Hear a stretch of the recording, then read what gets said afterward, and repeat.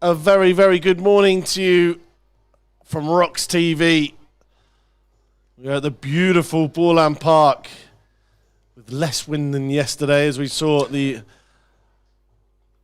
under 11s and under 14s, should I say, go head to head. The Dragons taking the spoils in the under 11s and the under 14s was won by a supreme bowling performance from the Wildcats as they took home the trophy, and a superb performance from Nathan Phillips, who ended with MVP for the tournament, man of the match, and the best bowler in the tournament. So a big kit bag needed for him yesterday.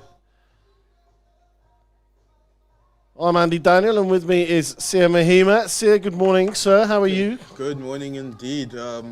I'm good, thanks. How are you? Are you awake? I'm awake. I've never been to this ground so early in the morning, and I've been here for 5 years. So should be interesting. But it's good to be out. A nice Sunday morning. Like you said, wind has died down, so it's a good day for cricket. Absolutely. And we will start with the under 12s final between the Dragons and the Wildcats. This is a little bit of a running theme. So as they make their way to the field, and the Dragons will open the bowling for us. And the Wildcats, we've got Anderson and Pinar at the crease, and LaRue with ball in hand. Ellie LaRue. Looks like the Dragons are a very good franchise, playing 3 finals now. Looks like the cream of the crop. Yeah, they've done very well this year, especially as in previous years it's kind of been all about the Wildcats. They've been winning this trophy. The last trophy was actually retired and handed to the Wildcats for their overall wins over the years. So a new trophy this year that we saw yesterday, the red stumps. It's an absolute beauty as LaRue gets us underway on day 2 of the finals. Drift down leg. That'll be a wide, and some good running from Anderson. We saw yesterday, Sia, extras played a huge part in the results, especially the first game with the under 11s, with no criticism from us, but it really did have an effect on the overall scoreboard. So I'm sure it was part of the coach's brief this morning. Yeah, we can't be overly critical on them. But at the end of the day, it does play a factor in the scores that they get. So hopefully today will be a better day in terms of that. And looking at the youngsters again, last year, the under 11s, the second team running very well between the wickets. So that's encouraging to see. Hopefully the under 12s today can take a note out of that book and rotate the strike early on, because there is a lot of 1s and 2s on this field. It looks very neutral today, both sides of the wicket being fairly the same size, so it should be interesting. I still think there'll be a lot of good pockets to hit and run your 1s and 2s. LaRue hasn't bowled too much in this competition so far, just the 7 overs with the 1 wicket, 1 for 19, his best figures. He's been given the task to open the bowling at Boland Park, this international ground. What an experience for these under 12s. And already in a bit of a battle with Jan Peanut. It's nice to hear the kids making some noise on the field. Yeah, I think they've had the morning coffee and I haven't. Is that why you're grumpy? A little bit. High score of 41 for Peanut. Struggling to get LaRue away at the moment, but struggle no more as he carves that one down to third man. They've moved the pitch as well. You see they've moved it good. Oh, well, I'm going to guess now. I'm going to go metric as well. 20 metres to the right, maybe 25 metres to the right. Yeah. And like you said, that's planted us right in the middle of the field.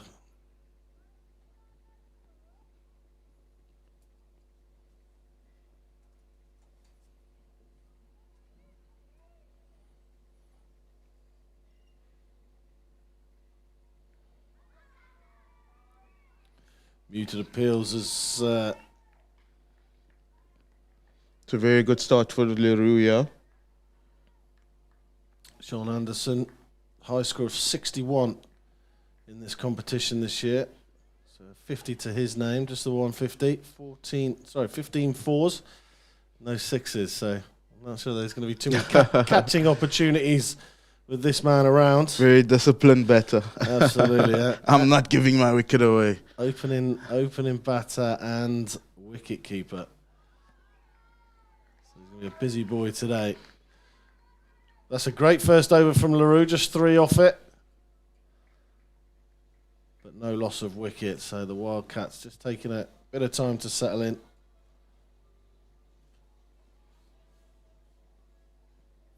In all the games that we've have been played since yesterday, the first over always a very tidy over. Do you think maybe it's a thing of being just extra careful from the batting side? I think a bit of nerves for a final as well. The last thing you want, this is a big opportunity, isn't it? The final is to lose an early wicket and you're out of the game very quickly after probably losing a little bit of sleep last night. But these two, they're at the crease. They were also the top scorers last year in the under-11 competition. Anderson, 159, and Jan Pienaar with 157 last year. Pienaar had a high score of 89 not out last year. Oh, nice. Strike rate of 129. Very, very handy, that. So 2 very dangerous batters at the crease, no doubt about it. Blake McCullum to come as well. He was 4th last year with 99 runs, with a top score of 64. So this is a strong batting lineup for the Wildcats.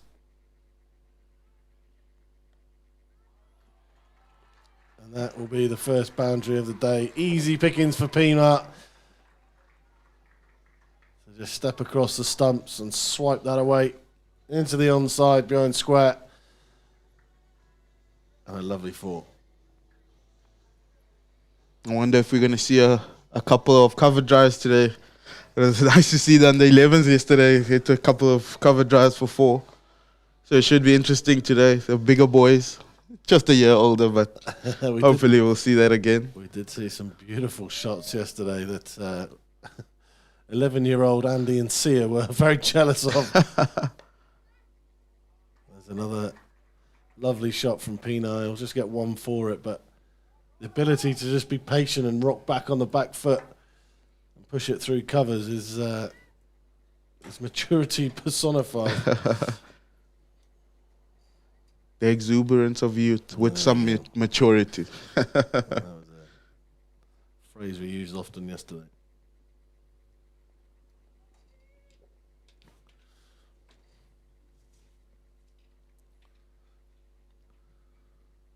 Oh.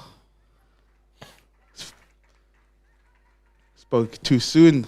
There we go. This is going to be an interesting battle, though, because Cilliers last year was the top bowler in the competition. Best figures of 6 for 4. He took 10 wickets last year, an average of 6.1. So this is going to be a battle royale between these 3. You think they remember themselves from last season? Oh, Oh, it's excellent fielding. these kids remember everything. Trust me, I've got an 11-year-old and a 9-year-old daughter, and trust me, they remember everything. They remember the battles from last year, and I'm sure that there's a few parents reminding them as well.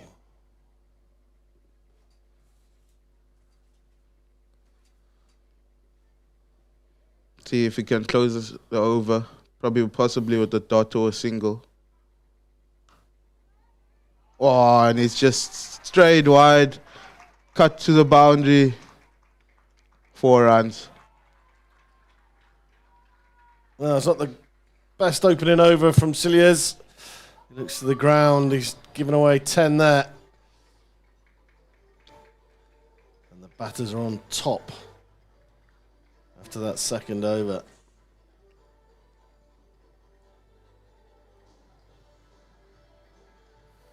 Good crowd in again today. Very vocal already.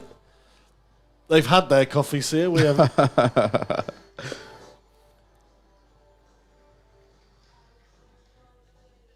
Are you a very big coffee person? Oh, I'm a snob. and I'm proud of it. I'm a coffee snob and proud of it. I drove past a few shops in town this morning, very upset that they weren't open just for me. Oh, no.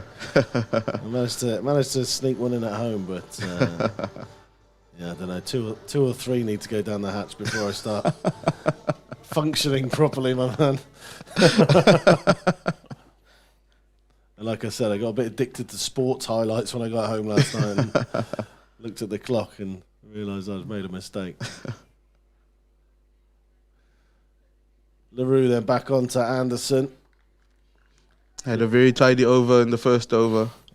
Only went for 3. The Dragons will be looking to have another quiet over from him, possibly with the wicket. Like you said, these two batters are very good in last season's tournament. So striking one of them now in this over would be handy for the Dragons.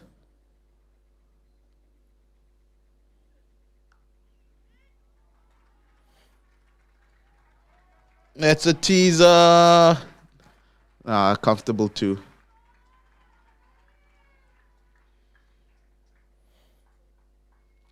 Well, as it stands, Jan Pienaar is 16 runs off becoming the top scorer in the tournament. John Anderson not too far behind. Top at the moment is Heinrich de Schwart, and he's on 153. Pienaar 137 and John Anderson 126. Oh, that's very well bowled.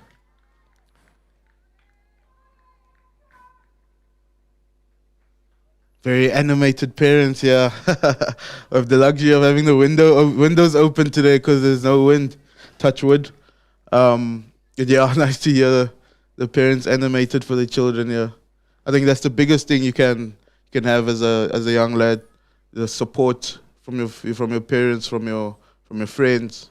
So that's nice to see.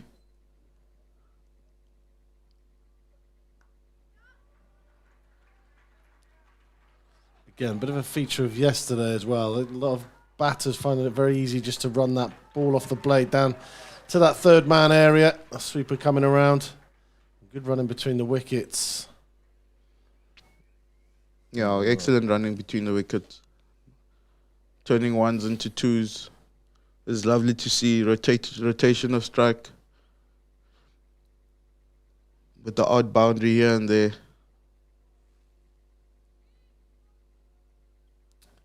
Anderson does have a 50 to his name in this competition this year. 61 earlier in the competition. Pienaar's highest score this year, 41. After his 89 last year. Maybe he's due a daddy 50.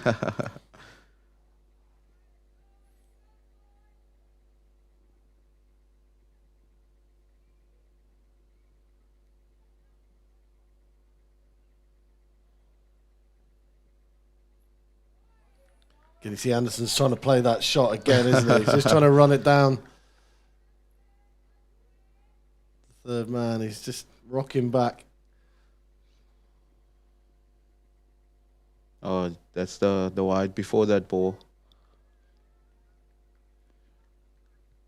I think the Dragons need to have a think about it. Not too many balls being bowled onto the stumps.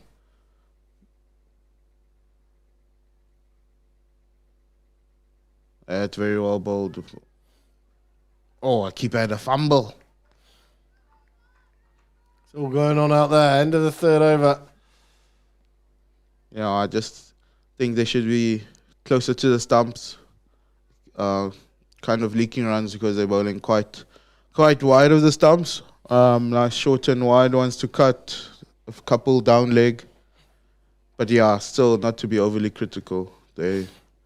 I think disciplines won't be as high as we expect them, but at the same time, a nice tidy over, not conceding a boundary in that over, a couple of twos, so nothing too bad, nothing to take the Wildcats into good momentum. Cillia's back on. That's a much better comeback. He'll be fired up after that first over. It didn't go his way. 2 boundaries off it. Yeah, he didn't have a third man in his first over, and there was a boundary hit there in the on the last ball of his over. He had a tidy over until then, so it's nice to see that he has his protection now.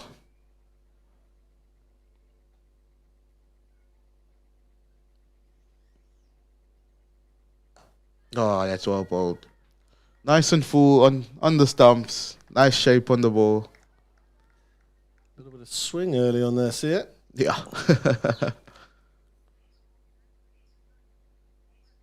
Did you know I bowled fast until I was 13 years old? So what's the story behind this? Why did you change? The knees giving up at the 13? No, I was unfortunately in a car accident. So I injured my shoulder, so they told me that I can't bowl until the cricket season was over. So I said, no, what if I bowl slow? And they told me, well, try it and have a look. And then I ended up bowling spin. Amazing. Yeah, normally most spinners start out as a fast bowler. Yeah. Oh, lovely. And they realise it's hard work. And fast bowlers are normally the ones that peak very late. Like, when did you get so quick? Yeah. Jimmy Anderson and Stuart Broad in their twilight years.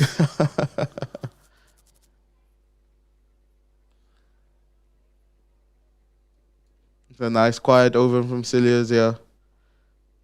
Only conceding the 2 of his over.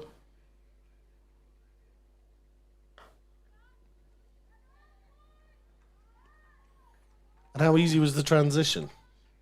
Very easy, because you remember when you were younger, we used to play a lot of backyard cricket. When you got break in school, you're always playing cricket. So at some point they told me, no, you can't bowl, you're bowling too fast.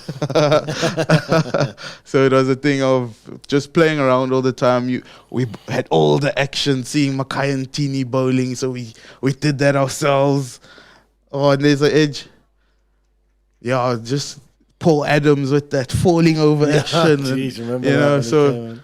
and watching world cricket. So my family was very big on watching cricket. So from a very young age, it was a thing in my family. So yeah, just that was a very easy transition. Obviously, just learning the skill in terms of how to bowl was more later in my years. I mean, I missed out in provincial cricket when I was 14 and 15 because they expected me. Oh, where's this fast bowler?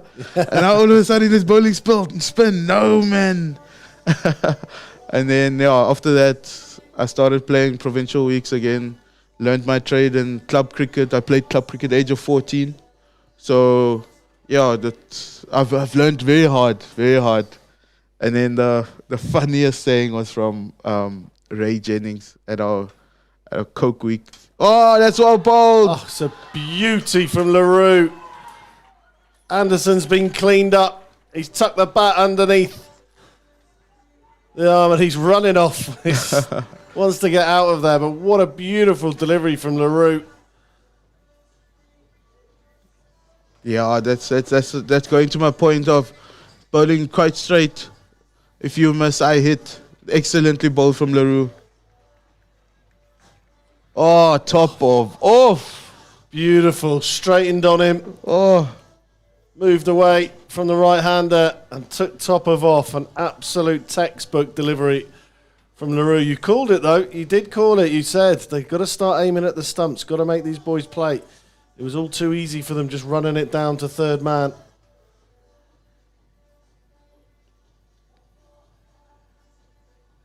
sign them now. Look at the one-hand Animated. celebration. I see the next Linton Steelman from him, huh? Well, Ellie LaRue with the first wicket of the final. And it was an absolute jaffer, as we would say, in the UK. Straightened, took top of off. Perfect delivery from any fast bowler. It's why the Australians do it so much. Just bowl that top of off.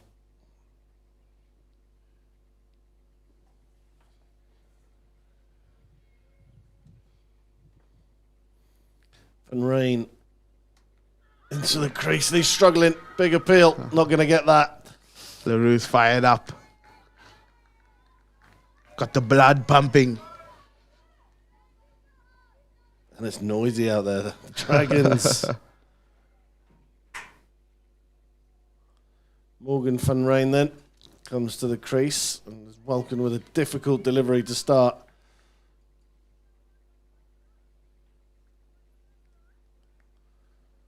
High score of 29 not out for Van Rijn in this year's tournament. It's going to be a wide, and third man's going to have to turn foot with his pink ball. Excellently fielded. Just kept that to 1. LaRue looking a bit too fired up. He wants to hit those wickets again.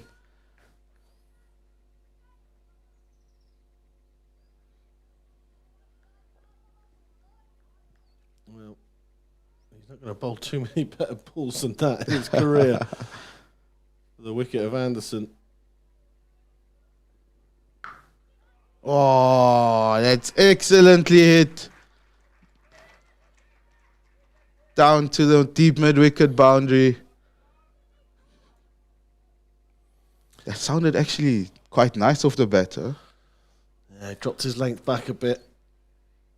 Popped up, and a man of that quality with the bat.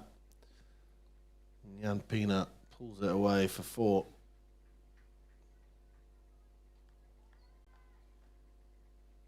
Play that all along the ground.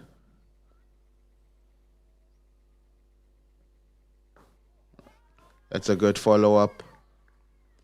Not giving too much away. I think he figured out that bowling too short isn't the key. In his first over, had a couple of 1s and 2s just because he bowled short and wide.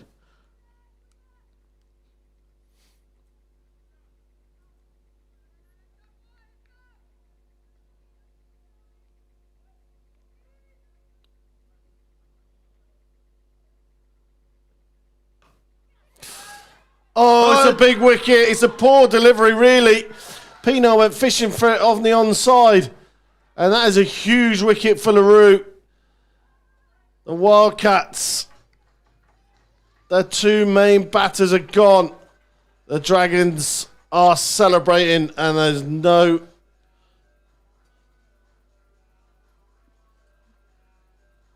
Yeah, he got away with that one. As you said, earning to the leg side, have a look again. Oh, that's very unlucky. Could have had maybe more emphasis on the shot that he played. Kind of just put his bat out there. Should be disappointed, but the Dragons getting a second wicket here. And the umpire having a little word with the boys. I think they were a bit over-exuberant and went straight through the middle of the wicket to celebrate. Umpire just telling him you can't do that, but that's a big wicket. These Dragons are pumped up now. LaRue, 2 wickets in the over. He's only conceded 14 as well. A couple straight down leg. That one was straight down leg as well, but Pienaar obviously, no patience, decided to have a flick at that, and it hasn't worked out well.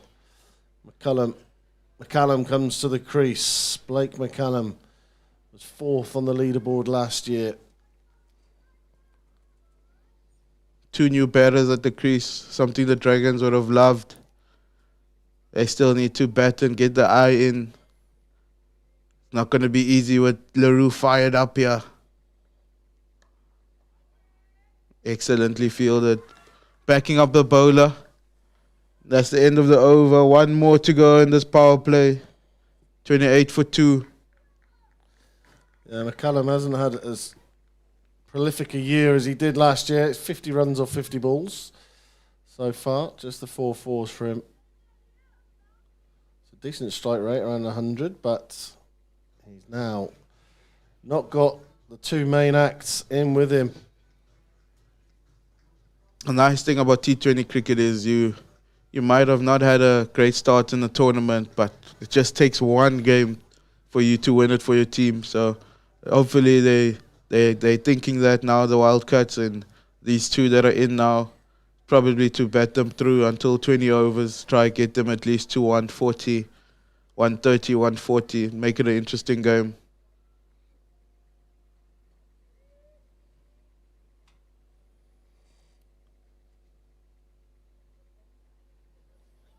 Cilliers stays on then, and that means him and LaRue will have both done 3 overs each. They've done quite a tidy job here. 28 for 2. If they strike another one, they've had an excellent power play. We've seen the power plays of the teams batting first yesterday and today. Yesterday the 2 games, it was quite high. So hopefully they're thinking that they should quiet it down a lot more, which they have now at 28 for 2 after 5.2. There's 4 more balls left in the power play. The Dragons are on fire here.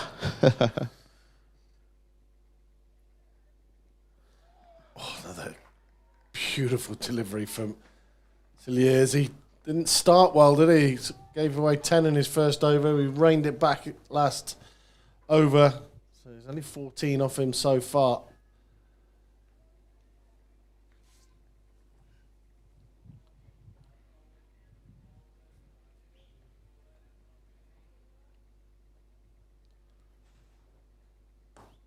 Oh, excellently played.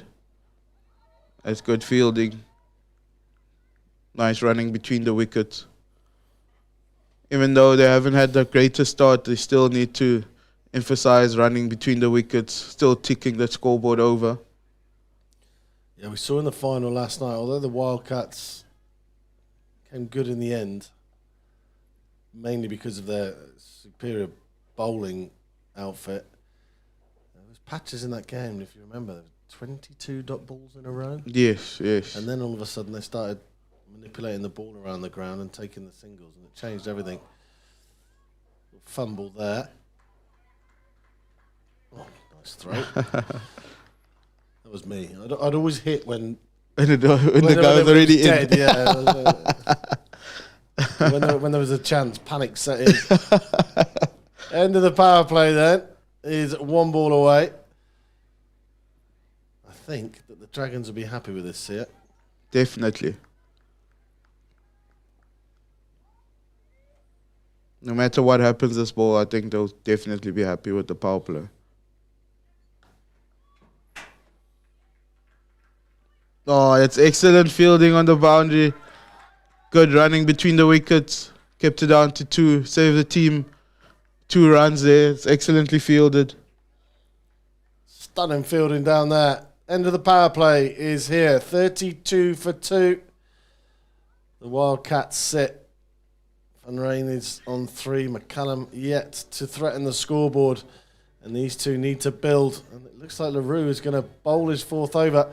Interesting tactics here, but I suppose when it's going well, it's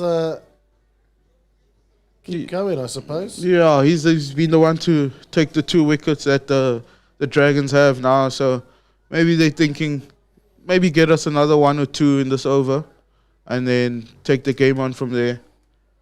If it doesn't happen, then they probably do have certain bowlers that they're looking to. The 2 guys are only in now, a guy on 0 and a guy on 3, so they're still on top of it now, so I understand the tactic.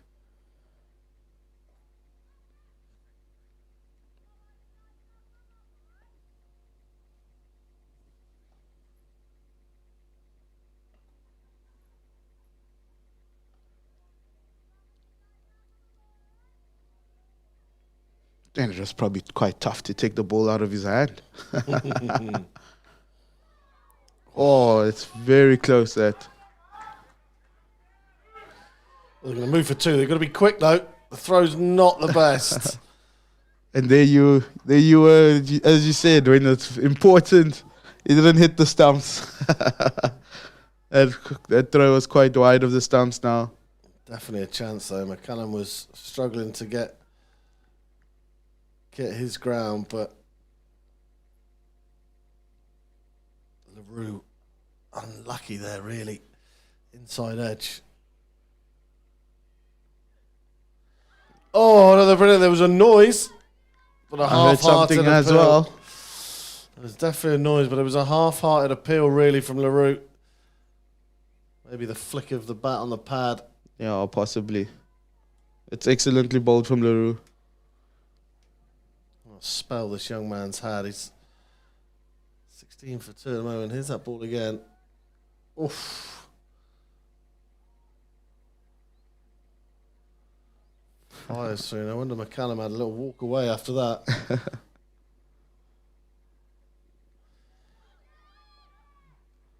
Again, LaRue gets away with one down the leg side.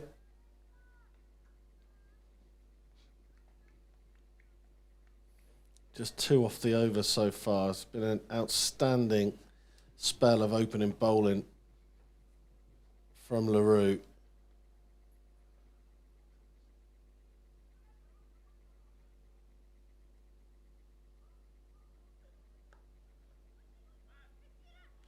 Another dot ball. I'll tell you what, his captain Liam Creek is going to be super happy with his opening bowlers so far. Oh, change of angle today. Yeah, this captain will most definitely be happy with this. They're just not getting my best sides here. Oh, that's excellently bowled. That's trouble. Oh, maybe with a better throw, there would have been something. They're running the second. A lot happening here. Excellently run from the Wildcats. Catching the Dragons off guard. That really was something from nothing, wasn't it? A nothing shot gets 2 runs. 36 for 2. An excellent spell from LaRue there. Taking the 2 wickets that the Dragons have right now. So excellently bowled. 4 overs, 2 for 18. What more can you ask for? An economy of 4.5 from an opening bowler in the finals. Cilliers is going to be held back.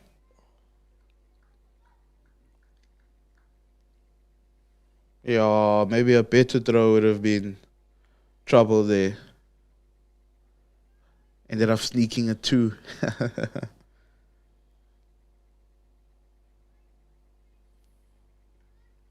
So David Joshua Vermeulen comes on to bowl. First change bowler. Just holding Cilliers back for one later.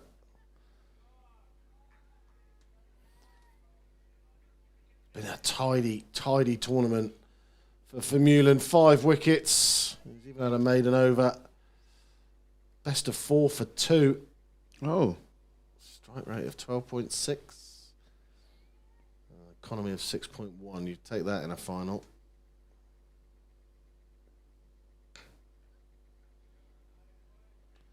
As he said, these boys are so comfortable on the offside as well as the onside. Yeah. Really getting that head over the ball. Good technique. Yeah, that's very lovely to see. Purest cricket shot, isn't it? The cover drive. Everybody loves it. It comes off. They've added a guy on the offside now. That's well bowled. Full and straight. You miss, I hit.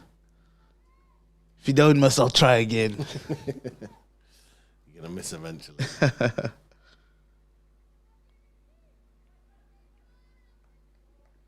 It's a good start here from Vermeulen. Oh, nice and straight. Better recognizing that he's bowling well.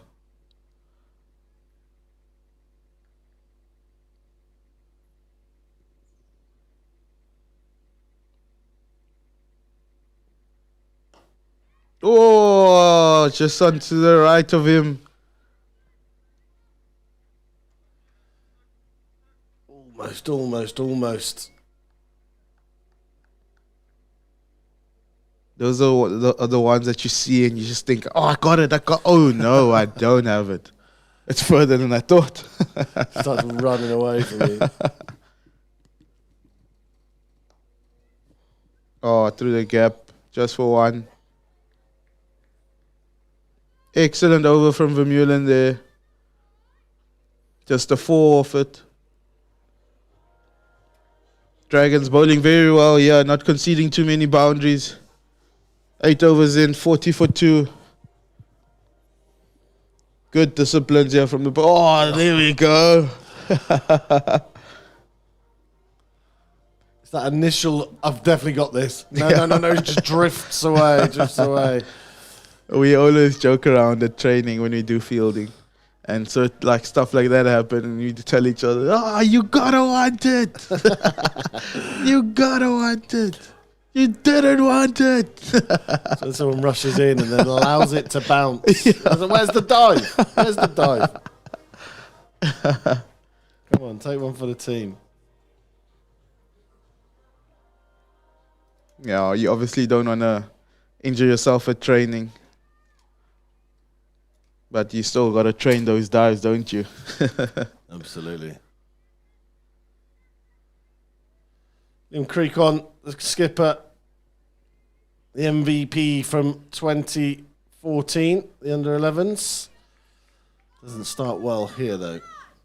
Second in the bowling stats last year. 3 for 5 is best. 8 wickets.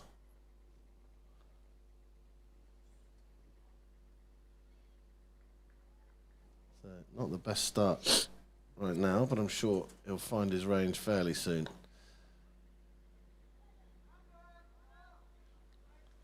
Good running again. Now the Wildcats, at some point you'll need to start finding the boundary.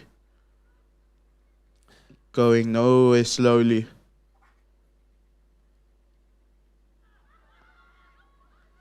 Best figures of 3 for 6 this year, Liam Creek. He's an excellent stats, huh? Yeah, the only 3 wickets he's taken, strangely. Oh, is it? But economy of 4.08. So he's a tidy bowler. 12 overs he's bowled. He's had a maiden and only given away 49. So Oh, that's close. again, I think just drifting down leg, but Still excellent running. and then the wickets get hit when there's no chance of getting a run out. I think that one was closer than the previous one. Struck him on the front foot.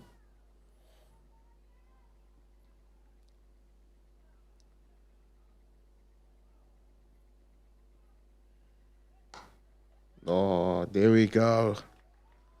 I should start doing a cover drive counter. There you go. Good, Love to see this. good cricket all round, as we'd say.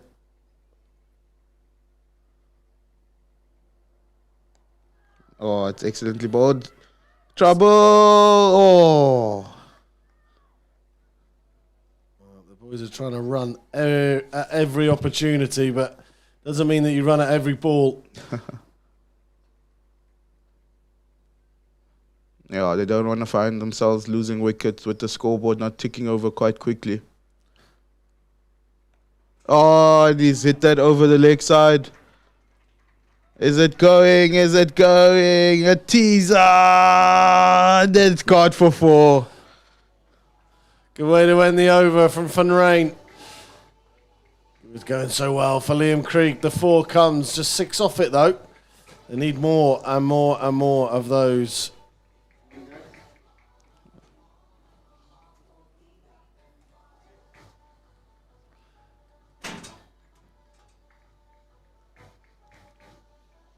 Yeah, just on the shorter side of the length.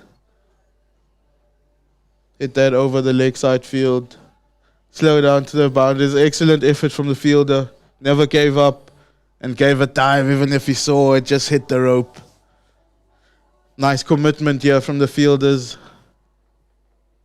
There's nothing more you can ask for as a bowler. You know, you haven't bowled the best ball, but the field is still trying to back you up. Vermeulen back. Had an excellent first over. Oh, and he's also earned on the leg side. Ball's going to the boundary rope for 4.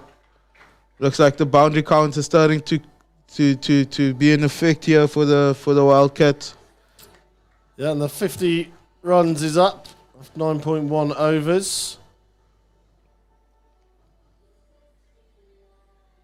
The Wildcats, a decent comeback so far. These two came together at 28, so that partnership now worth 25. They need to build now. Probably try and target one, maybe 2 boundaries and over.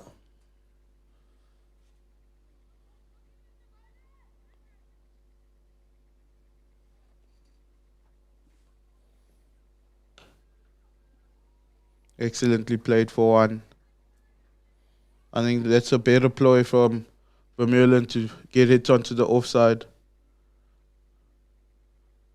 Not much protection on the leg side, only having 3 guys and only 1 guy out of the inner ring. Yeah, his protection is on the offside, so rather earn the offside. Still try hit the stumps, but if your miss is a miss, rather let it be on the offside than the leg side. The 2 boundaries that have come in this 2 overs now have all been on the leg side, so discipline still needs to be there. Oh, and he's having a hack now. It's good intent. Recognizing that the scoreboard is not ticking. Oh, and he hits the stumps again. I'm telling you. There's something in the water.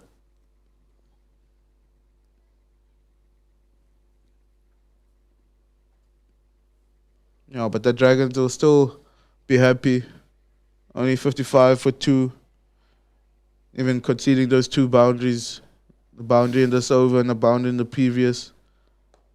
There's a chance. Run out chance. Oh! Excellently fielded. Superb throw. Straight to the wicket, but we're going to have a change of wicketkeeper by the looks of it. Or are we just changing gloves? No, we're changing wicketkeeper. Rolling subs. As we've got at the T20, which is great because there's a squad of 13 for the Dragons and 14 for the Wildcats.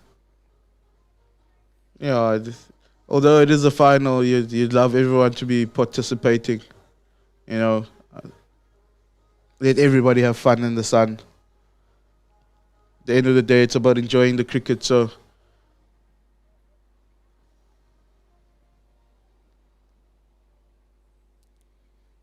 .56 for 2 at the halfway stage.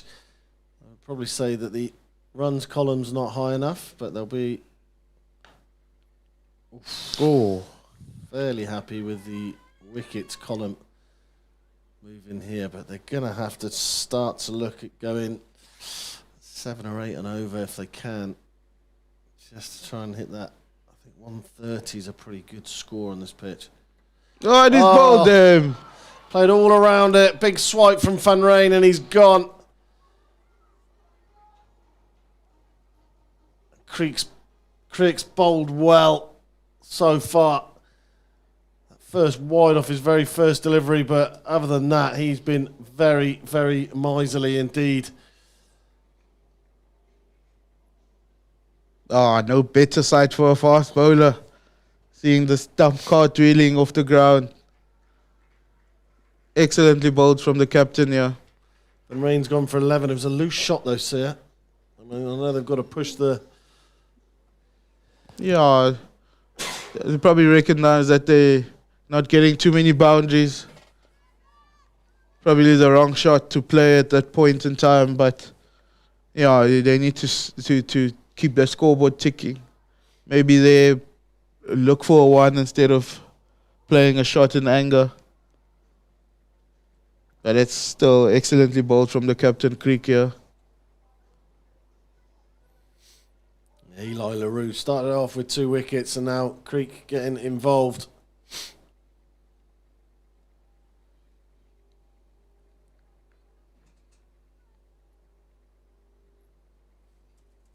Oh, just missed the off stump there.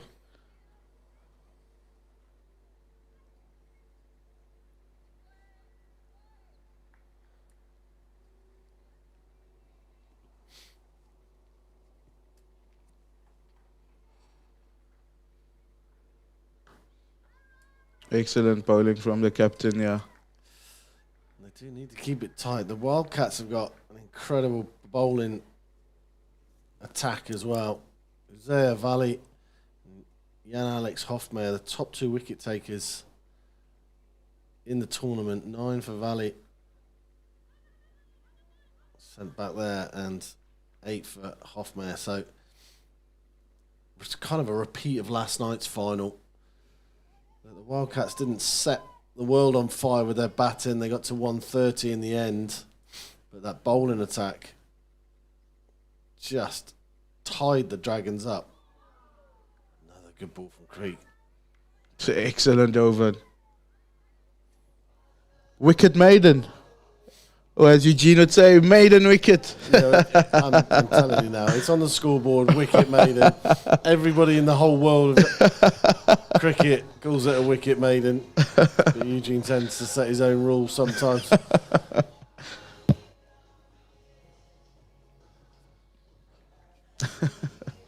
I mean, I struggle with the Australians who would be saying it was 3 for 56. Yeah. that irritates me. I've got to listen to that for the next month and a half. Thankfully, I'll be sleeping for most of the Ashes. But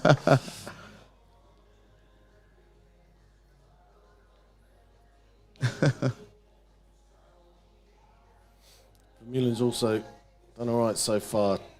2 overs, 12 runs. Creek's only given away 6 off his 2 overs, including that wicket maiden. Vermeulen continues into his 3rd over. And he's got another one for the Dragons. Targeting that leg side. Only 3 guys on the leg side, but hit it straight into the fielder's hand. Wildcats have lost another one. 4 down for 56.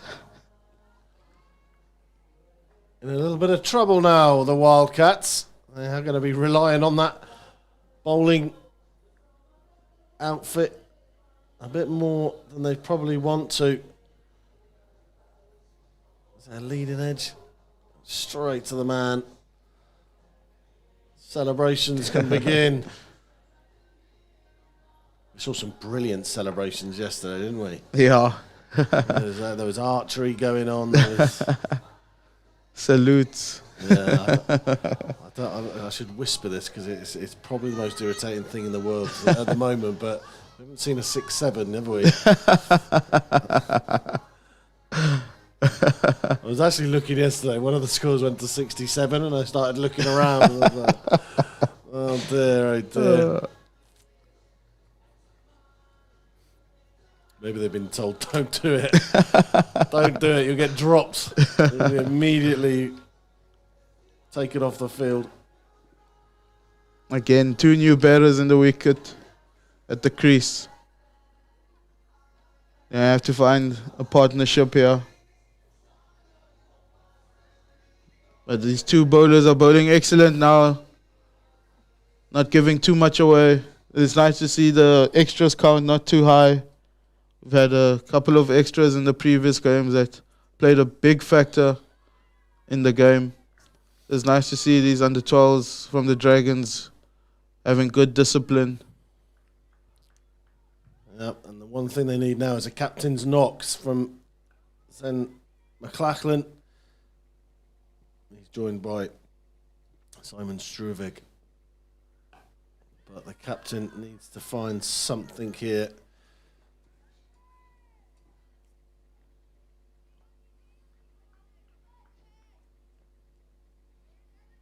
This is excellent bowling from them. This is the wicket from building pressure. not giving too many runs away. Batters have feeling they have to play a certain amount of shots in anger, not just ticking the scoreboard over, but getting the boundaries as well, and that's led to their demise. So it's excellent bowling here from the Dragons, keeping it very simple. Wildcats desperate for a partnership now. That's a great delivery. I think the noise came from the bat hitting the ground. But you got to go up for it, haven't you? So McLachlan's top score in the tournament so far is 26. He's only hit 35 runs off 42 balls, but this is just his third innings. So that top end has kind of failed for the first time, hasn't it? Pinar and Anderson have obviously, during this tournament, dominated from the top, and today, on the big stage, they haven't quite managed to do the business, as they say. Well, Simon's... Yeah, I see that replay. He did hit the ground. Simon Struve, this is just his second innings. He's only faced 4 balls.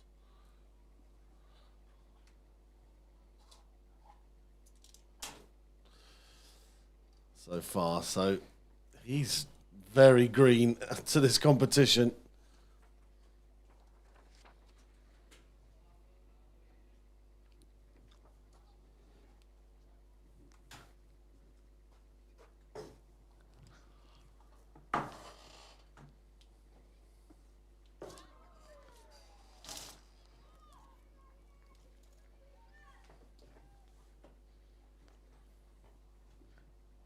Should see us smiling here. We just got a coffee. That is the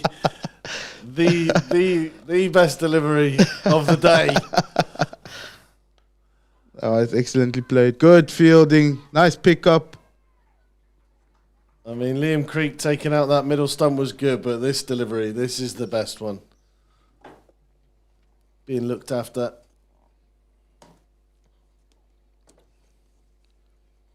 Fourth of the morning? Fourth coffee of the morning? No, I wish it was. It's only the second.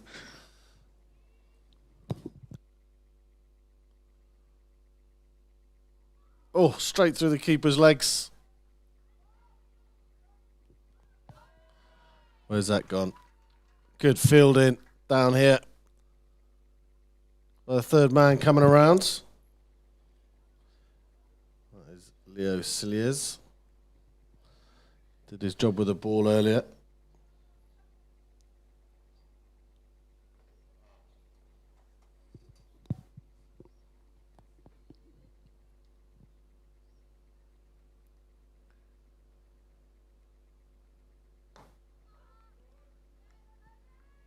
Oh, Creek's gone for the run. The throw. Oh, it's thrown to the wrong end. It was loose and to the wrong end, as you said.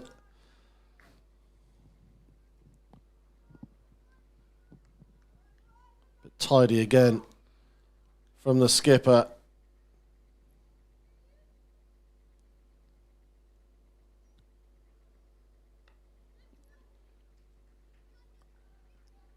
Another single. Fielding from the Dragons have been excellent this morning.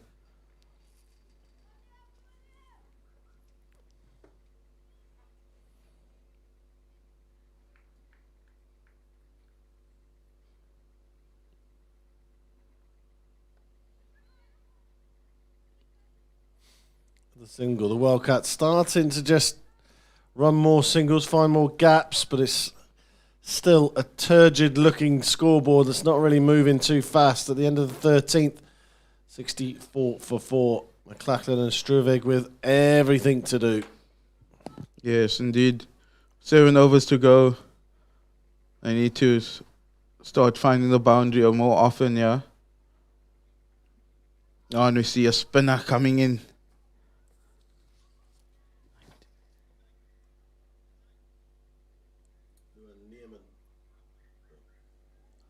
Yeah, Luan Neerman.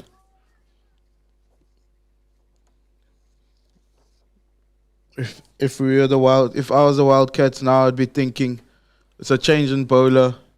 spinner coming on. Maybe look to score more because they've been struggling against the seamers since ball one. So this might be the momentum they needed. So let's have a look how this goes. There's nobody out on the offside, and McLachlan having a look around as well. He's seeing that that onside is loaded. 4 there, 2 men out.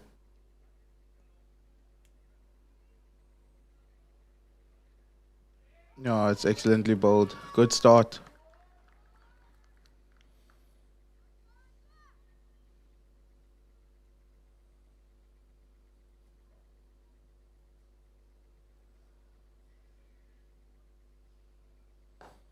Oh, over the top.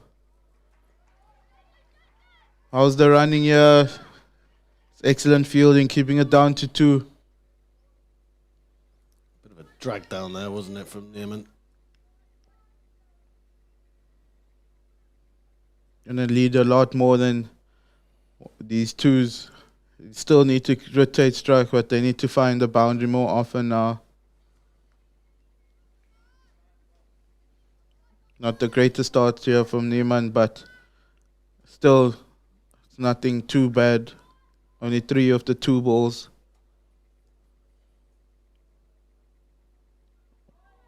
Excellently bowled. Staying in the over.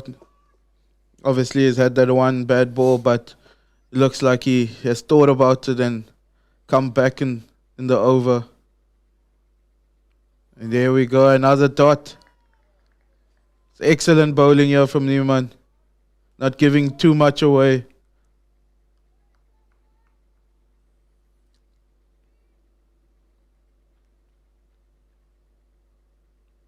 Another dot. The dot count rising in this over. Come on, Mr. Spinner. He's bowled 3 exactly the same deliveries. Dot balls, so brilliant. If you now dart one in at the pads, what would you do? Definitely. Give him one. He's itching to hit you. You don't mind that. Oh, he's turned him around. Superb comeback from Neiman after a drag down and a wide. He only concedes 3 off the over, so spin for the win. He did very well. 3 dot balls that played and missed from McLachlan. Yeah, that's excellently bowled from Neiman. Definitely will get another over after that.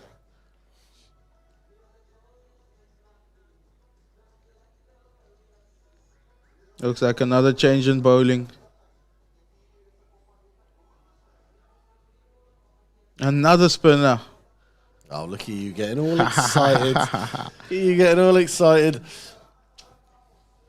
Captain has recognized that the spin has only gone for the 3 in the previous over. A lot of dots. Swanefelter comes on. More spin. It's been an impressive bowling display so far. 14 overs, just 67 coming off it. Oh, struggling a little bit here. Run rate just 4.79 CS. Not high enough, is it? Oh, and the leg spinner.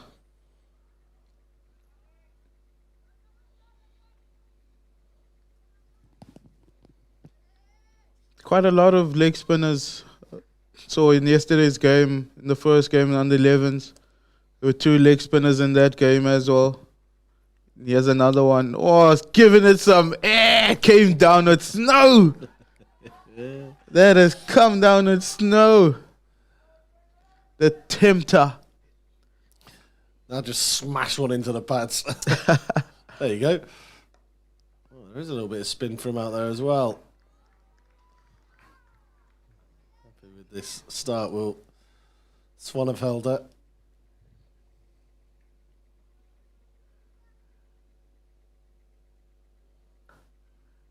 Oh, he's got away with one there. Hasn't he just? But still, this is excellent bowling from the spinners here. Previous over only going for 3. This one has gone for 2. So only the 5 and the 2 overs so far.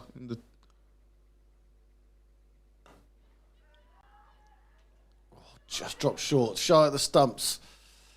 All happening in that delivery.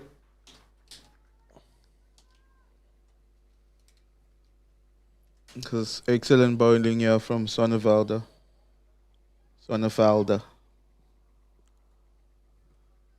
Best of 1 for 14. Just the 2 wickets for him, but this is only the 10th over he's bowled in the tournament. Oh, just to the right of deep square. Excellently played. I think they needed that boundary. Saw the last boundary quite some time ago. The Wildcats needed that one. Maybe that'll give them momentum to hit a couple more. Excellent over until then, but still only 7 off the over, so it's not to be critical. It's still an excellent over. That was put on a plate, wasn't it? And hoiked over the leg side. Neerman will continue. And no surprise there whatsoever after his tidy first over.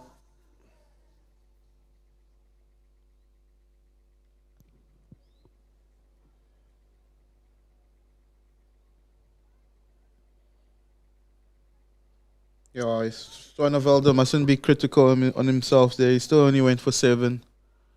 Still an excellent over.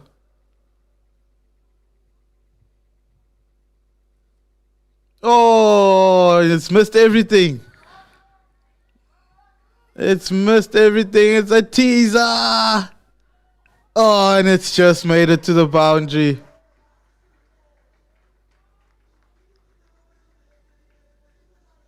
Or did it? Oh, did it? Let's see if we've got some honest 12-year-olds out there. Buys. Is he going to... Wow. No. He saved it. So I'm going to say that is phenomenal fielding to keep that in. Oh, another edge.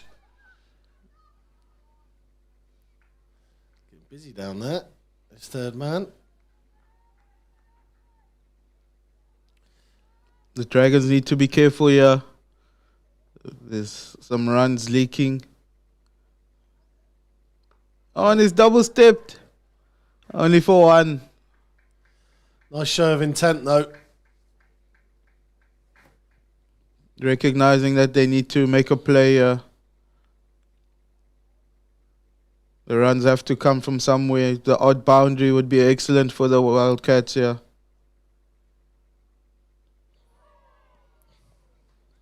And he's had a follow through like a fast bowler. I reckon there might have been a few little words to the batsman there. I'd like to see Neerman just target the stumps now. A lot of swing and misses. Oh, that one gripped.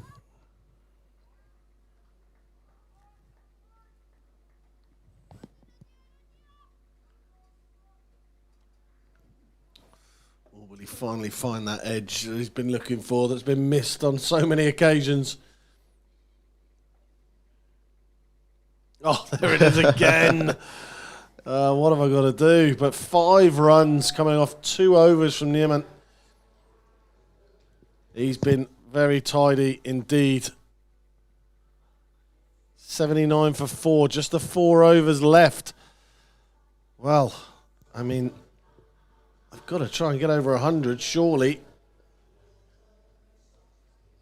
Oh, with 4 overs remaining, at least 100. They do have a good bowling lineup themselves, do the Wildcats, so they must at least give them something to bowl at.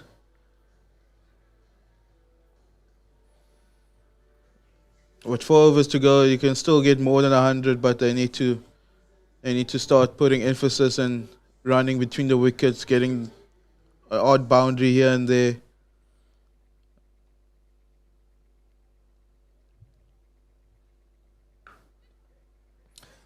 Sonnevelde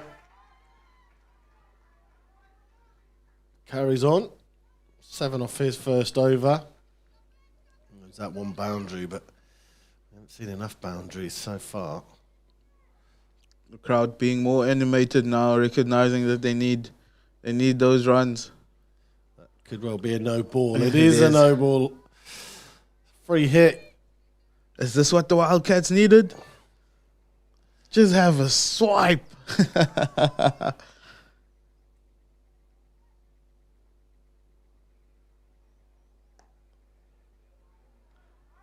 Fingertips to it. Good fielding. McLachlan on 12. Struvic on 7. The problem is that Bulls column next to it. 14 and 22. 22 for McLachlan. 14 for Struvic means the strike rate just isn't high enough. That's going to be a wide. Extras column creeps up to 16.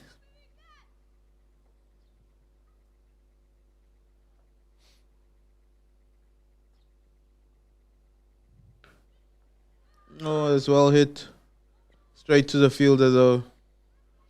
They're just not finding the gaps. They have good intent, but it's hitting it straight to the fielders.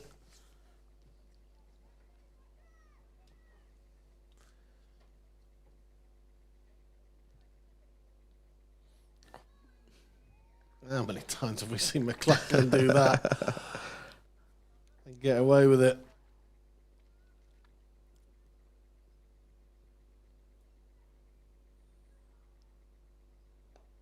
Oh, that's an excellent shot. Over the top. They have to run the second. This is close. Oh, and the bowler couldn't gather the ball.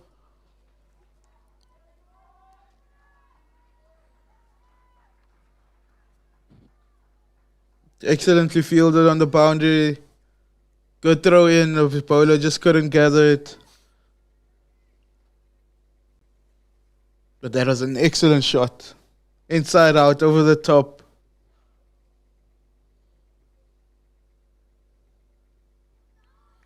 Oh. Look, he's really struggled on the offside, hasn't he?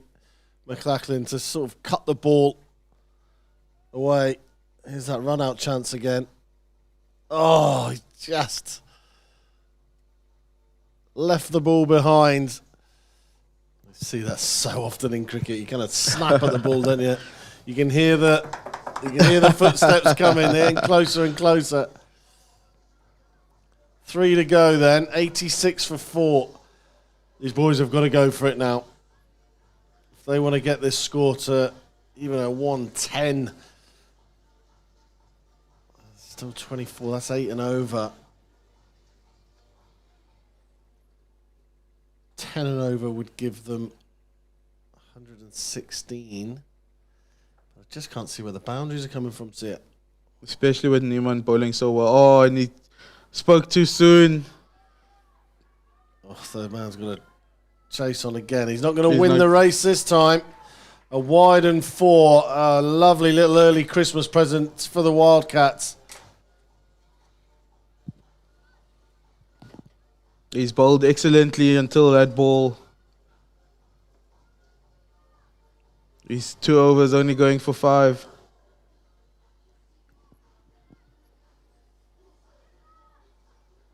Dragons need to be careful here, not to leak too many. They've bowled excellently until now.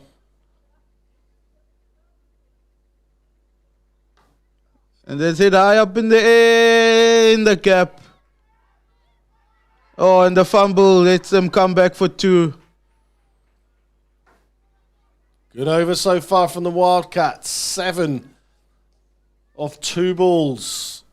In fact, 7 off 1 ball because it was a wide. First up. Neiman under pressure. Oh, gone again. Oh, and a no ball. We're going to have a free hit here. Neiman overstepping. That's not something you need from your spinner. Front foot, no ball. It's a little criminal, isn't it?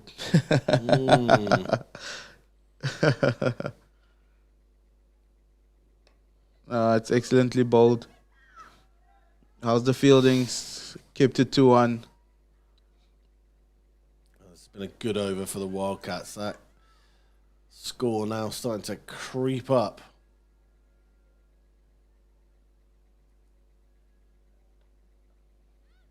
Oh, and they turned him around. Excellent fielding.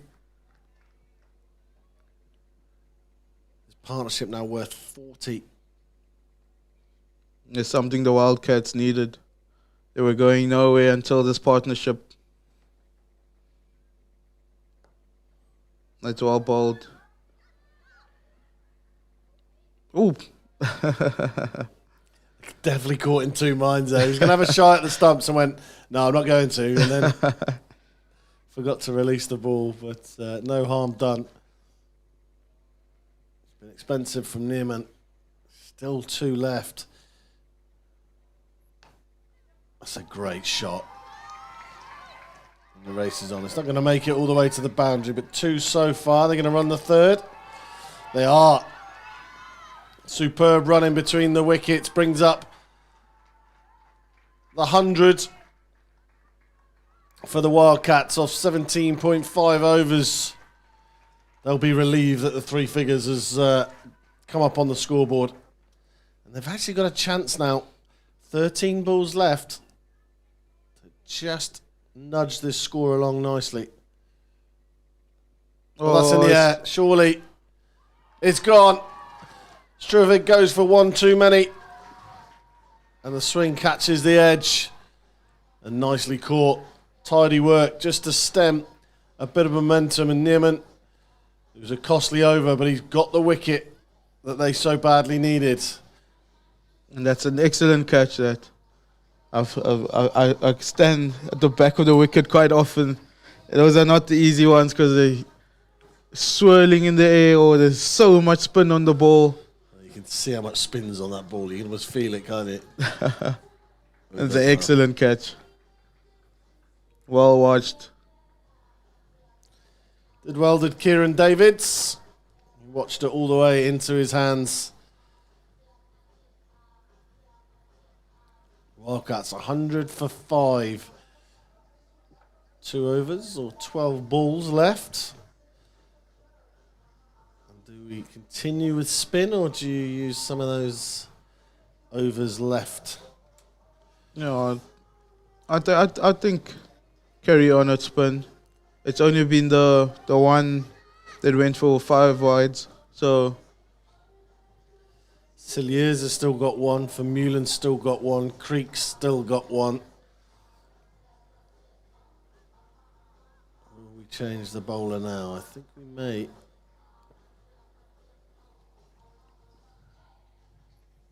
Ruan Koopman.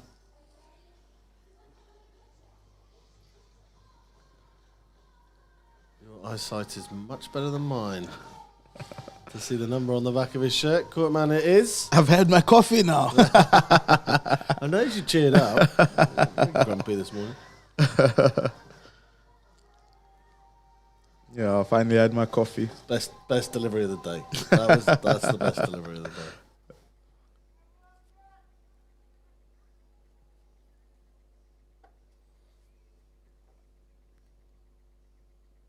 Oh, that is an excellent shot.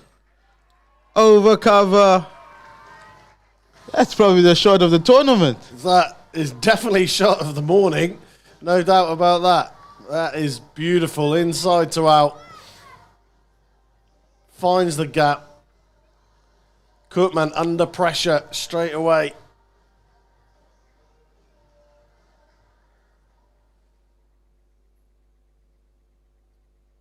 Goes for 4 off his first delivery of the game. Oh, it's a good comeback. Umpire's happy with that.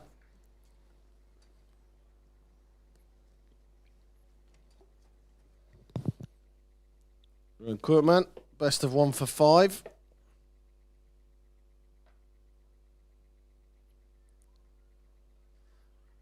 Three wickets so far in the tournament.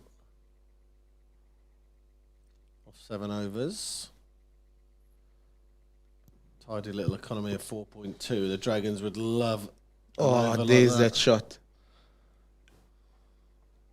Don't even know why he ran. That was 4 all He's probably day. surprised himself. Like, oh, did I hit it that well? Yeah, that's good. With the boundary still rotating strike. If it's not a boundary, you should be rotating strike. So that's excellent batting.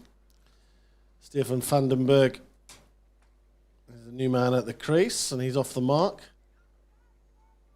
It's good from him as well, recognizing that he's new to the crease.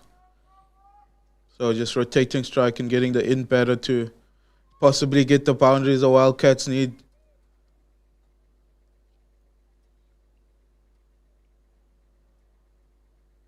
Oh, and it's gone straighter now. It's an excellent shot and it's gone all the way. Are we watching on the 12s here? That's an excellent shot. Just his second delivery as well. Vandenberg does have a strike rate of 133, so we know he can go 10 fours in 3 innings. High score of 49 not out. You just wonder maybe they should have pushed him up the order for this one, see it. Oh, the phone's out. It must have been a good shot.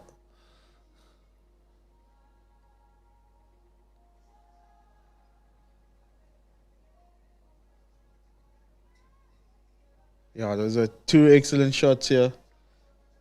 Yeah. I'm a very animated dugout supporter when our team is batting, so I wanted one for the team there.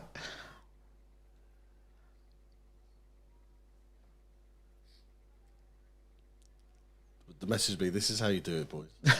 This is how you do it. This is how you do Who it. said you can't hit 6s at Boland Park? At the age of 12. That's the important part. Over the top, 12-year-old offside as well. Yeah. Beautiful shot from Vandenberg. Off the second delivery, I just got to get my head around that as well. Captain Creek here trying to bowl the last over and hopefully not concede too many. And he's bowled him. 6 and out for Vandenberg. He plays the most beautiful shots a minute ago, but the Yorker does for him. What a delivery that is from Liam Creek. It has to be said, right up there in the block hole. You miss, I hit. That's all you can ask for from your bowlers, including yourself as the captain. Shatters the furniture.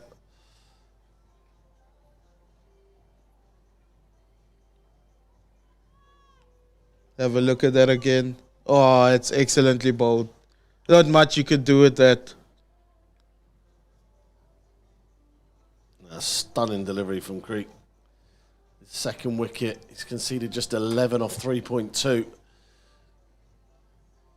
Wildcats, 114 for 6. We do know they've got a very strong bowling outfit, as we saw last night in the under-14 final.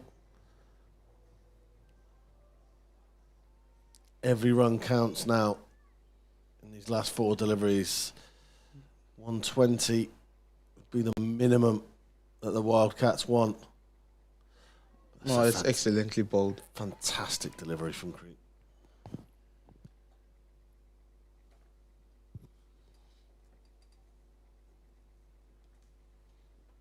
No, I think he should think about just getting bat on ball, running, and getting McCacklin on. Oh, and he's bowled him middle stump this time. What a beauty. It's another Yorker. He can't get his feet into any sort of position, can Robertson. And he's been cleaned up. This is excellent death bowling from Creek. He's found 2 Yorkers in this over, and he has smashed middle stump out of the ground. Oh, it's excellent bowling. Once you see the feet going nowhere, you know it's an excellent Yorker. No matter how old you are. No.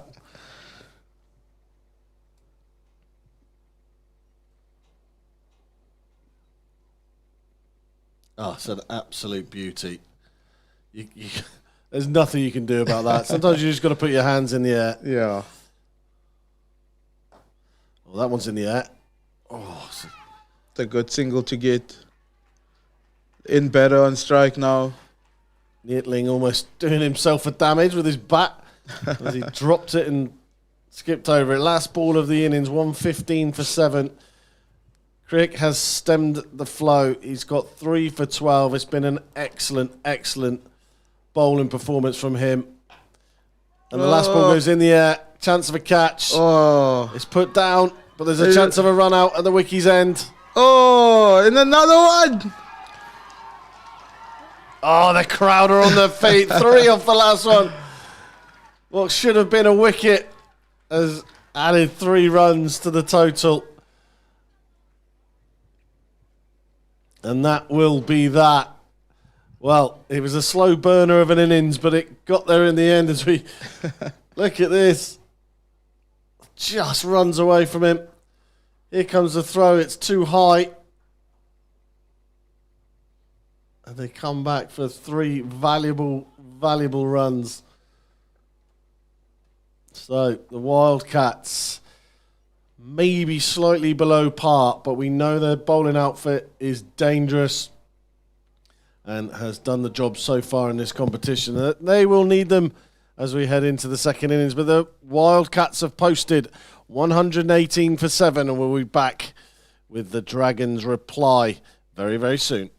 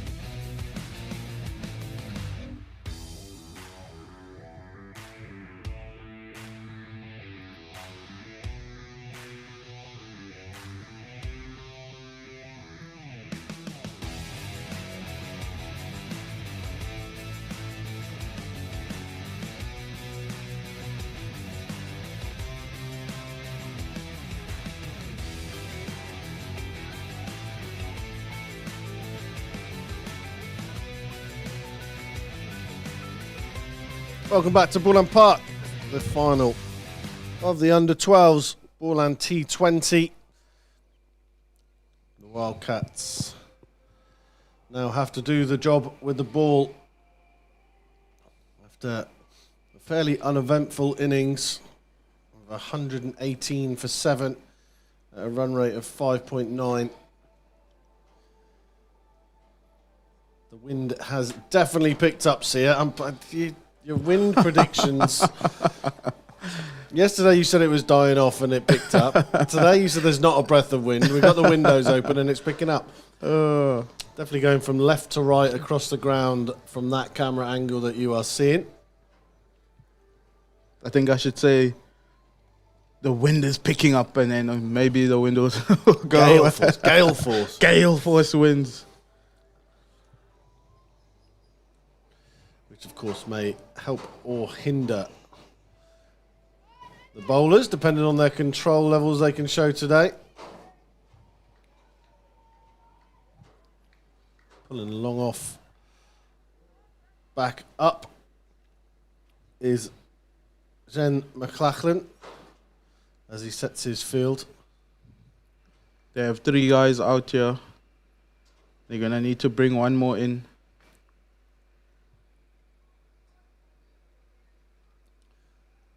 Made a decision to open from the far end of the ground, McLachlan,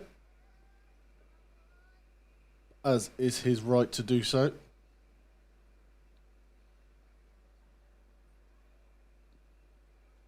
Breitenbach and Bowers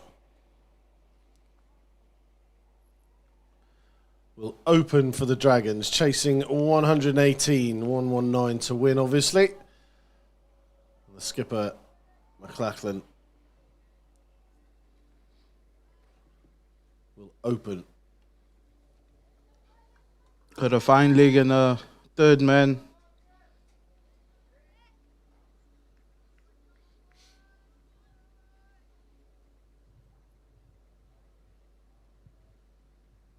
James Souness. Position down at the fine leg. It's a good start from McLachlan, nice and straight. It looks like he's shaping it away. Using the wind in his favor. Like we said, both blowing left to right.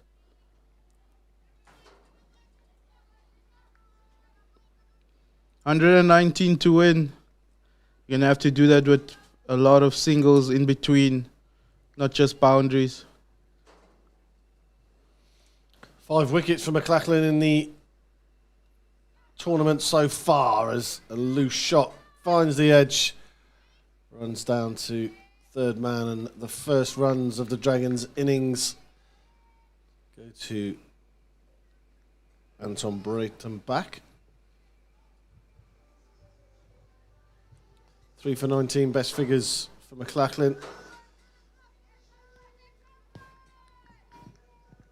Economy under 5 as well, so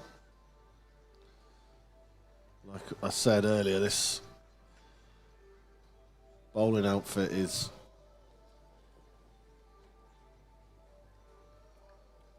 very potent indeed. And Breitenbach himself, he's had a high score of 51 in this tournament. Has that found the edge? No. 51 in this tournament.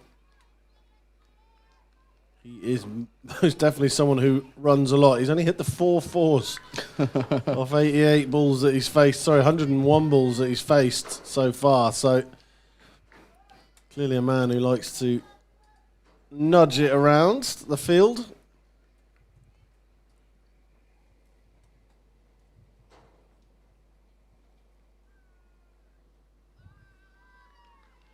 It's an excellent start here from McLachlan. And Mason Bowers, 35 high score. Again, not really a boundary hitter, just the 3 fours. The start of this innings, they needed pretty much a run the ball. Obviously had a couple of dots in this over. It's excellent bowling from him.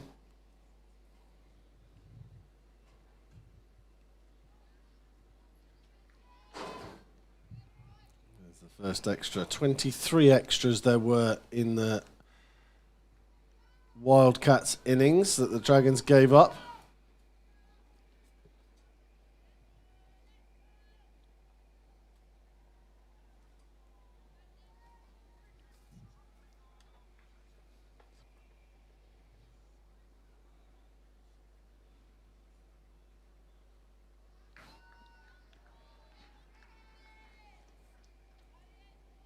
Exactly, with a very tidy start indeed.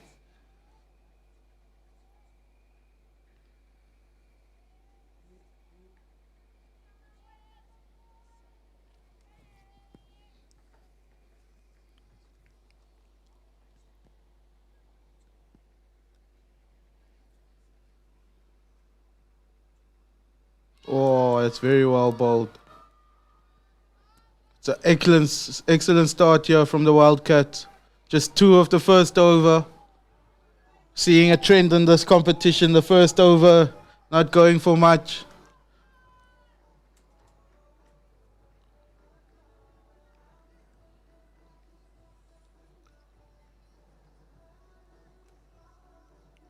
Yeah, great work from McLachlan.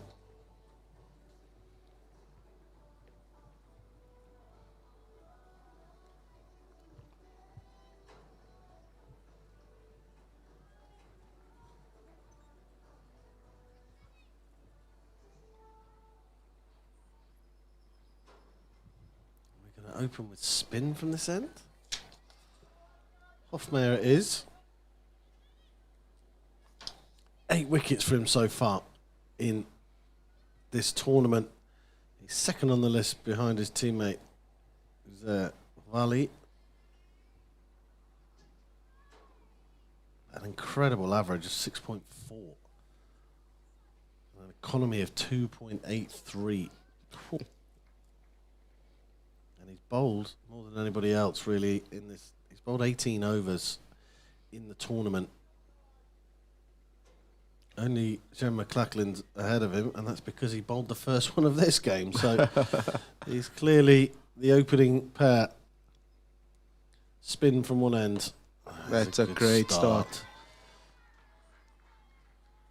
Obviously, I get excited when the spinners come on to bowl. Yeah, in your weird little club.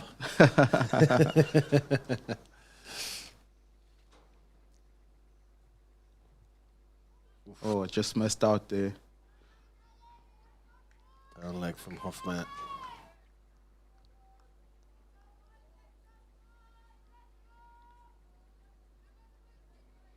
Yeah, but once again, I think this is a great initiative to get the kids playing. Oh, and there's a quick single. Excellently run. Good backing up as well, which we haven't always seen during this tournament.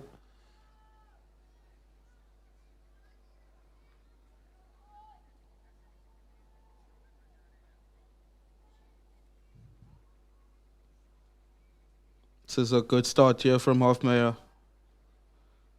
Just a 2 of the over. The Wildcats will love if he strikes in this over.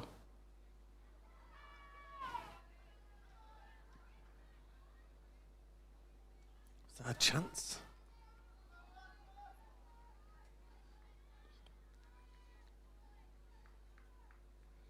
Well, there's plenty of noise on the field. There's plenty of noise in the stands as well. As you can see in the background, basking in the pile sun and the parents and friends and family. That's a fantastic delivery.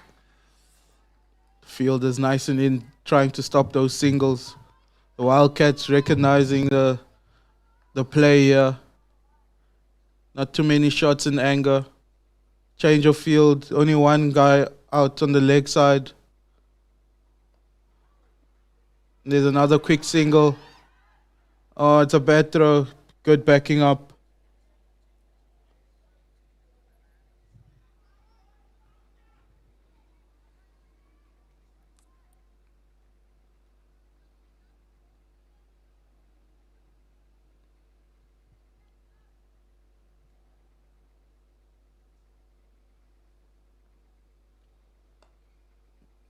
There's the first shot in anger.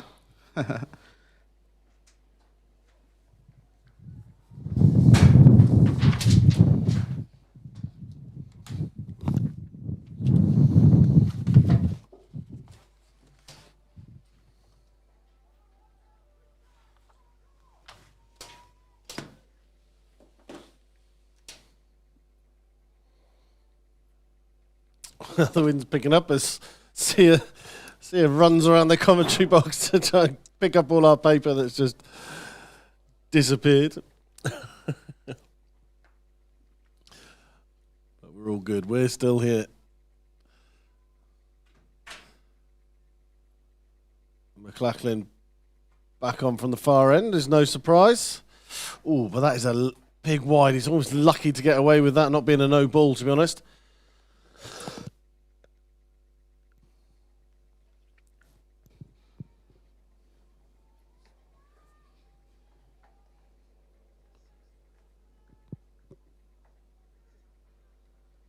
The Dragons need to find some runs somewhere.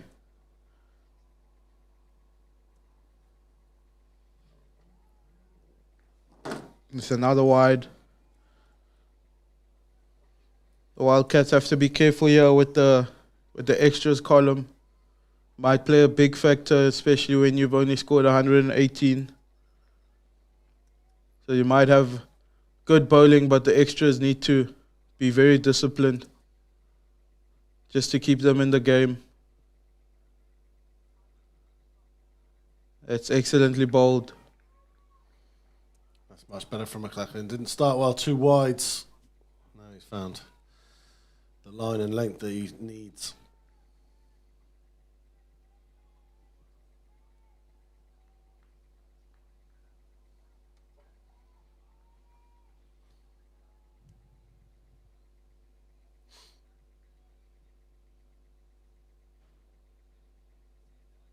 And he's bowled him! Top of off. That's a wicket they needed, the Wildcats. Great comeback from McLachlan. 2 wides to start it, 1 really big wide. And then he found his line and length and he just flicked that bail off the leg stump. Bowers walks for 1. The Dragons struggling to get moving in this reply to the 118 that the Wildcats set. Oh. I think we need to bring these kids in to coach the senior team, because what excellent bowling this is. We saw in the first innings LaRue hitting the top of off. Now we see McLachlan and doing the exact same, just flicking the bail, top of off. This is excellent bowling from the youngsters.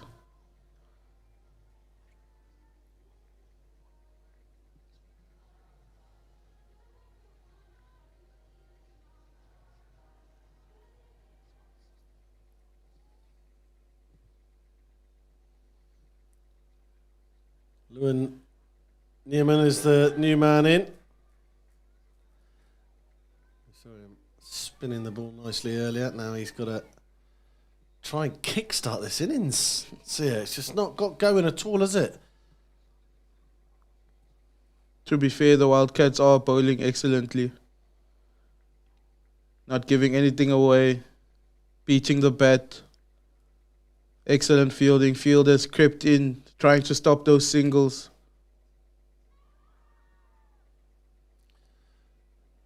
Yeah, we've only seen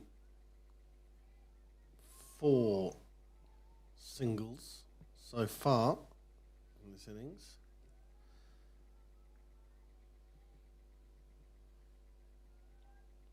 Nothing more. Seen a wicket and 5 extras. So if they can get this extras column down, the Wildcats, they will be in a very strong position. Another dot ball. Good cricket there. Excellently bowled, excellently played, excellently fielded. Good cricket all around. Starting to look like 119 as not a bad score, given how the game has started, the second innings has started.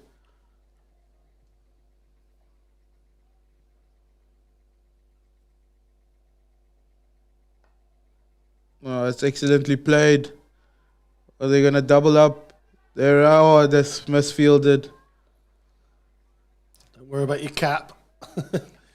Pick it up on the way back. Finally, a score bigger than 1. off the bat. That's the end of the over. 11 for 1 after 3. Yeah, we've seen 11 dot balls and the wicket, obviously. So that's 12 of the 18 balls that they haven't scored off.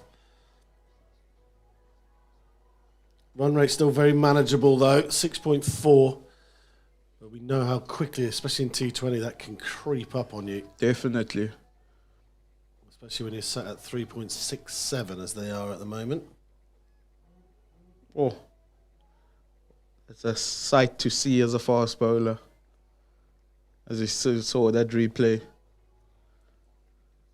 Off Meyer to bowl his second over. Wildcats will looking to get the second wicket now. Oh, that's good batting.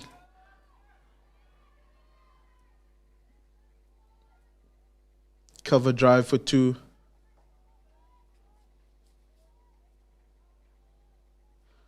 The Wildcats have to be careful in the field. They need to back up their bowlers. You don't want to give them momentum to start scoring freely.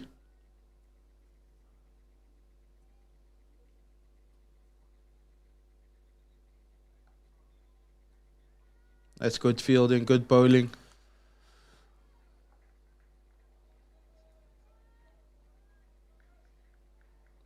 The Dragons need to find the boundary somewhere.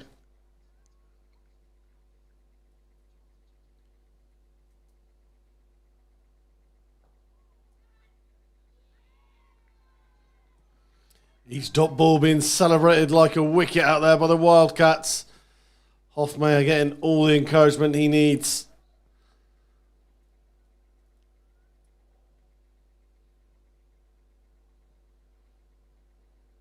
Oh, that's well bowled. Get it up there, son. Bit of bounce on that as well.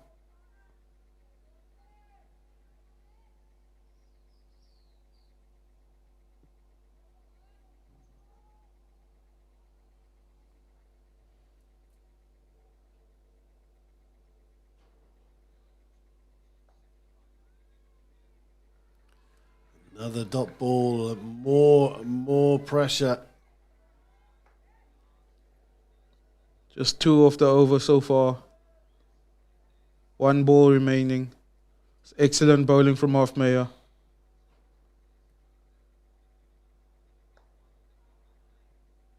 Superb over from the young spinner. Just 2 off it. He's now 2 overs, 6 runs conceded at the top end of a T20. That is magnificent work. 13 for 1 off 4.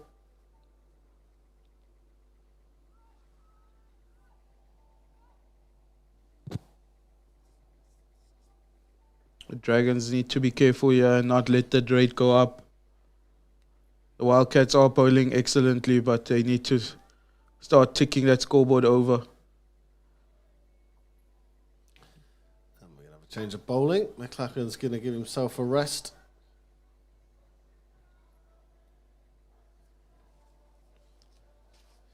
Jan Pinar is going to come on.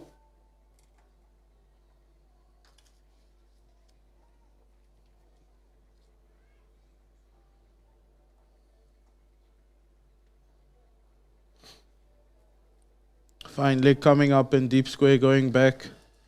Well, it's interesting to bring in Pinar on. He's bowled 1 over so far in the whole tournament. And he went for 16. So, in the final, I'm bringing on a man that he hasn't bowled a lot in this tournament. But when he has, it hasn't really gone well for him.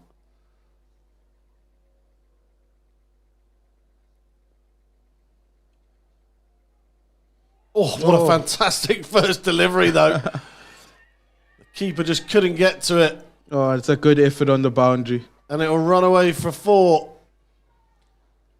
And I've got a feel for Pinar there, because that was an absolute beauty of a delivery.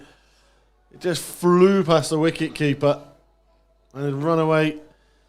The third man couldn't get round to stop it. Maybe he needs to come a bit straighter. You see sometimes why I don't like stats. Yeah. Because how that 16 runs he conceded in that 1 over, how does that look? Does it look like he bowled badly, or does it look like he's bowled good? It's just been unlucky like he has in that ball, the previous ball. We were just having this conversation in between the innings. Stats, yeah, you can't. The stats don't lie isn't a true reflection of things. Often they are, but like you said, it's subjectivity, I suppose, in a lot of what we do as sport, and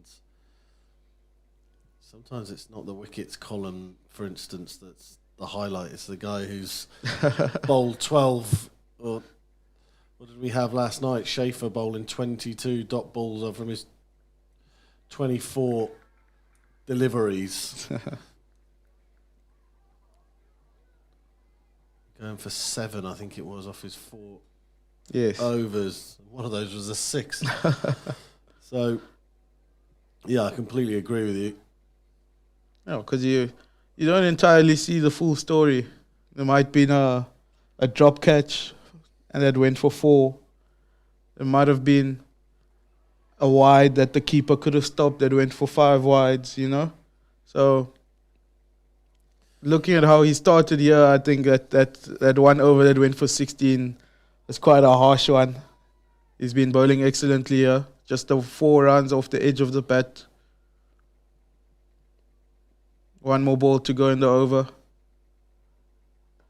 That's good bowling, just a single. And to prove your points here, just 5 off the over from Pienaar. Very tidy indeed, and that 1-4 coming off the edge. We still haven't really seen a true 4 in this innings, have we? And 18 for 1.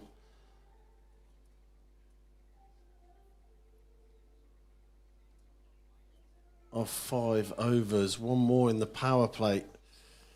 Hofmeyer to bowl the last one in the power play. He's been bowling excellently so far. Not conceding any boundaries.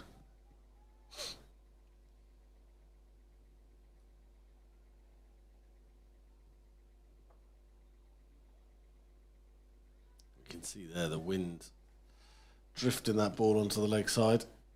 Another single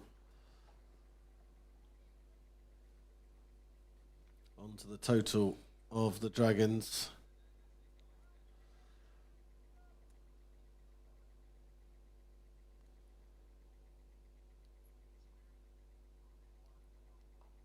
That's excellently bowled.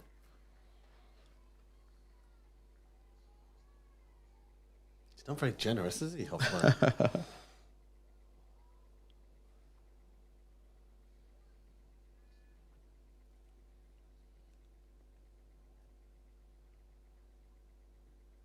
That's into no man's land for another single.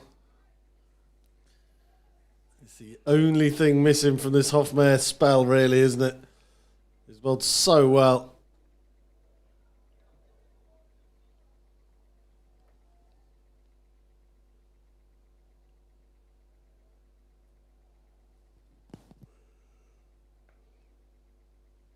That's another dot ball from the Hofmeyer over.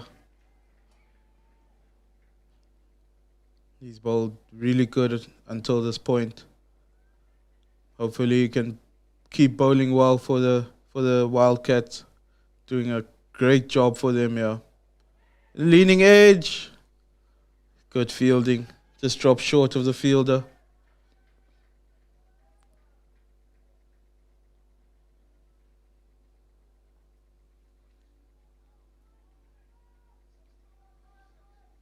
Would you bring someone up a bit closer to the bat there, Sear?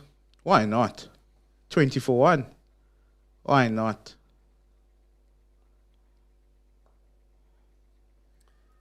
The runner chance. Oh, is it got a direct hit? He was safely in, but right off the top of the stumps. Brayton back makes it. The Hofmeyer, another tidy over from him. Just 3 coming off it.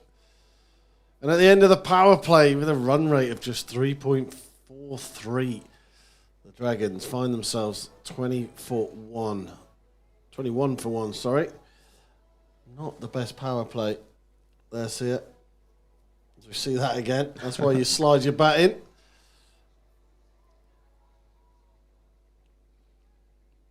Pienaar to continue. It's nice to see that they've recognized that they don't need to take everybody out. Just the two fielders out still. Oh, it's great fielding. Oh. It's great running from the two. I need to keep that scoreboard ticking, not getting the boundaries that they need. They still need to do a job in running between the wickets.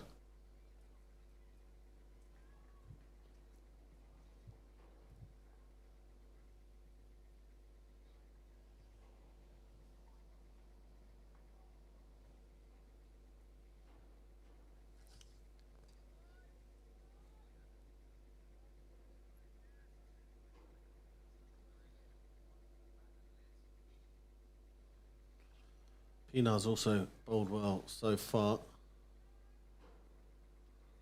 Yes, just the one boundary off the edge of the bat.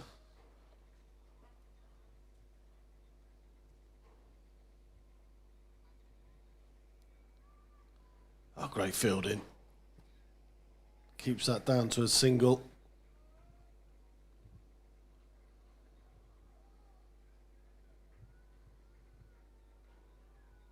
Well, you've definitely cursed the wind. See it? Because it's flying left to right now across the ground.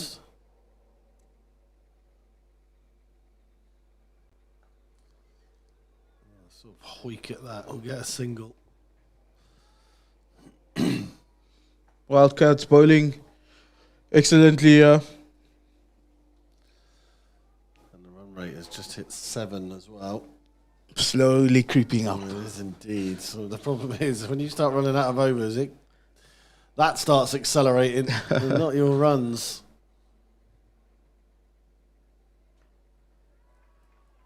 Another good ball from Pienaar. They just haven't given any runs away, have they?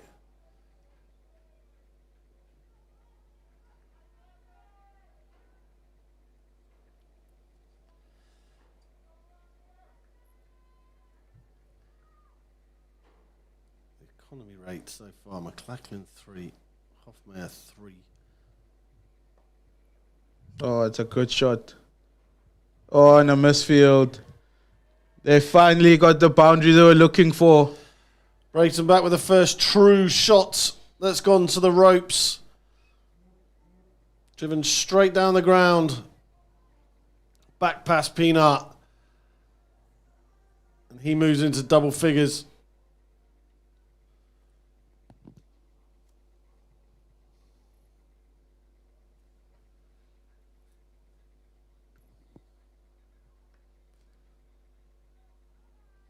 It's a good comeback from Pienaar to close the over out. End of the over, 28 for 1. We have a look at that again. Or the London Bridge. Just dove over that one. It's a good effort though. Hofmeyer to bowl, he's 4 out. He's bowled pretty well until now. Hopefully his last over can finally get a deserving wicket. 3 overs, only gone for the 9. I still think someone on this offside should come closer.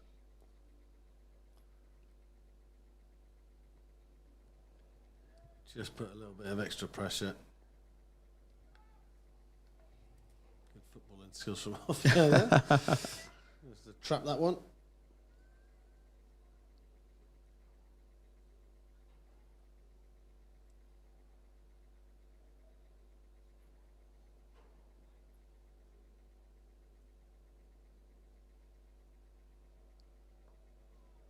That's well bowled.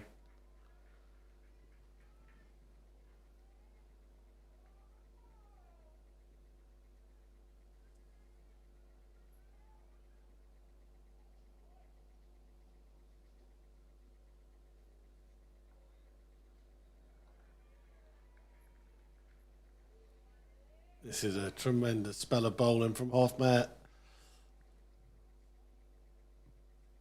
As we said, he's very stingy. 3 balls left of his spell. Again, they can't get it away properly. It's just a single.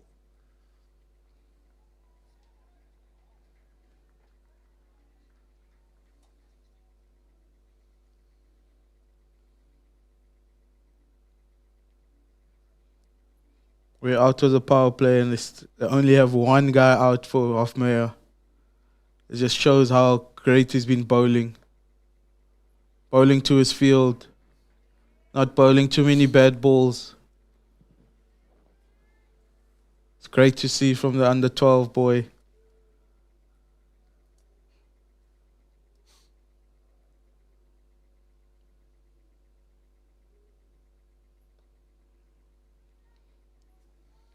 Another single then to the total, 31 for 1. Hoffmeyer, 4 overs for just 12 runs, an economy of 3. Doesn't get the wicket that his bowling probably deserved. But as a team man, that is superb work from the young spinner. He has really, really made, along with Jen McLachlan, that power play. And even after it, an excellent one for his team.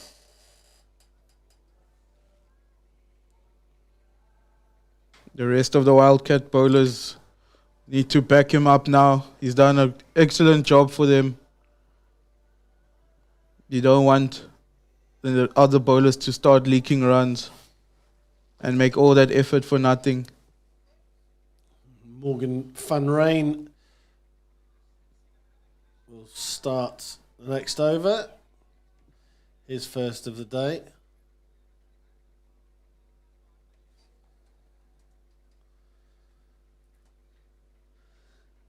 It says here that he hasn't even bowled in this competition so far. So, this is the first look at Van Rijn. Not a bad start.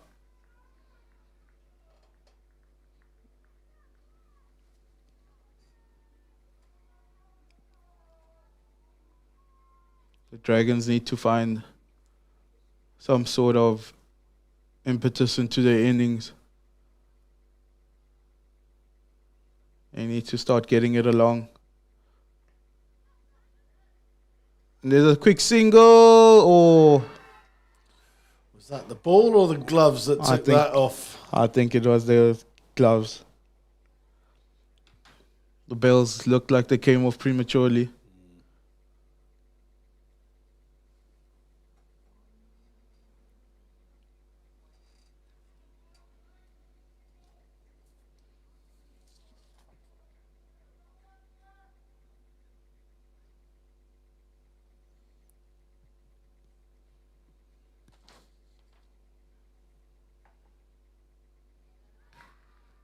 It's a great start from Van Rijn. This bowling attack of the Wildcats, there's so much depth in it. Yeah. So much depth in it.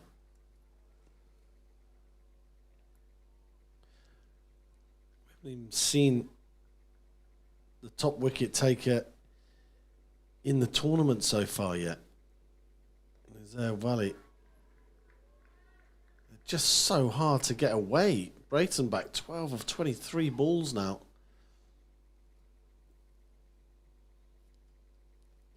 Yeah, man, 14 of 21.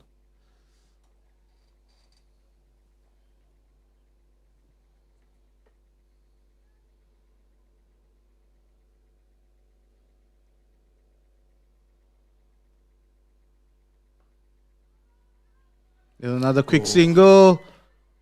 Oh, a direct hit there. I think he was gone. I think he was gone if it was a direct hit. It's good fielding. It's good running from the Dragons as well, knowing that they're not getting anything from the Wildcats. I need to start running between the wickets more.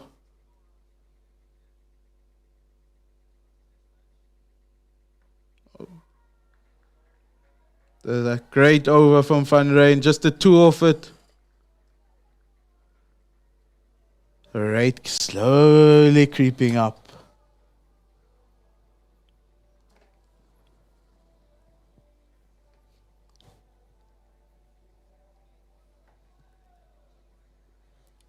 $7.6 now. See it, starting to chase their tails a little bit. They wouldn't want that rate to be in double figures.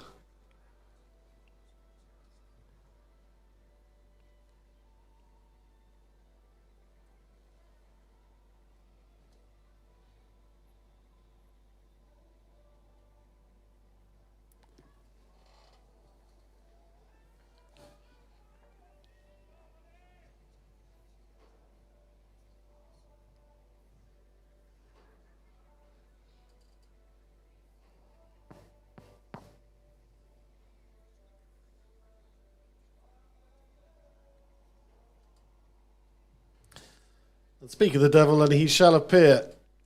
Saya Valley comes on. Leading wicket taker this year's tournament.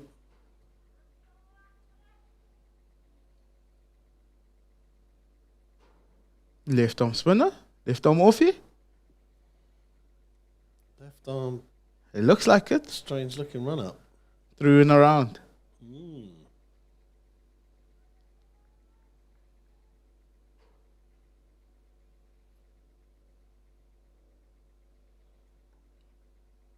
Oh, that's good fielding. Here's the run, a chance. Oh, direct hit. Umpire says no. He's made his ground.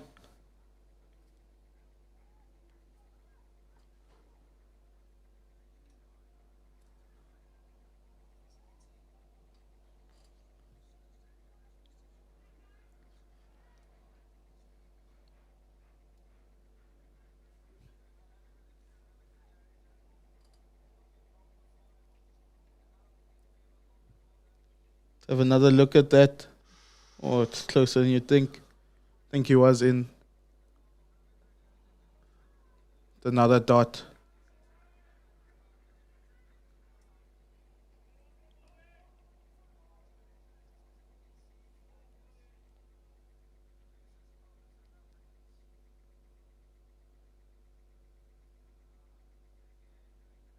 It's up in the air.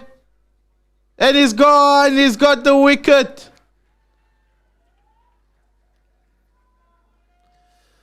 Nearman's got to walk. Well, he adds to his tally in this tournament. You can't keep him out of the wickets. And there's another one. Zaya Valley goes to 10 wickets now for the tournament. Caught by Niedling, safe pair of hands, skied in the air. That's a great catch. And Niedling on the run, makes the ground.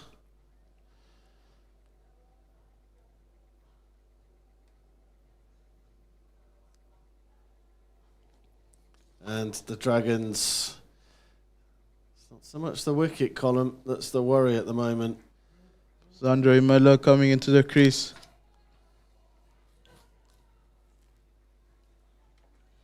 Hopefully he can tick that scoreboard over with some boundaries. Looks like a strong boy coming in at 4. The Dragons need something from somewhere here. Is he the man to do it? He is the man to accelerate it. Strike rate of 118, 39 not out, top score. 7 fours and 1 6 in his 3 innings. So he probably is the man that can accelerate this score, but he's playing against the top wicket taker in the tournament. The Wildcats immediately knowing that, having the field spread out. We've got the 4 guys out, 3 on the leg side, 1 on the off side. So they've done their homework. And he's bowled him! Straight through. It's a big wicket for the Wildcats. You can hear the crowd. Wally, Wally, Wally. That's a big wicket for the Wildcats. Dragons in trouble now. There, Wally has flipped the game on its head. They were struggling anyway, the Dragons. Captain Creek coming to the crease. And you're going to need a big innings from him. Let's have a look at that one again. Oh, he's done him on the inside. Played for turn. Straight through the gate. Us spinners always say, yeah, that's the one that doesn't turn. I did that on purpose. Especially when you're just entering your 28th over of the day, yeah? Because the skipper's just kept you on. Hitting the top of the stumps, that's well bowled. Wrist is burning. Blisters on your fingers. I'm just going to lob it down there.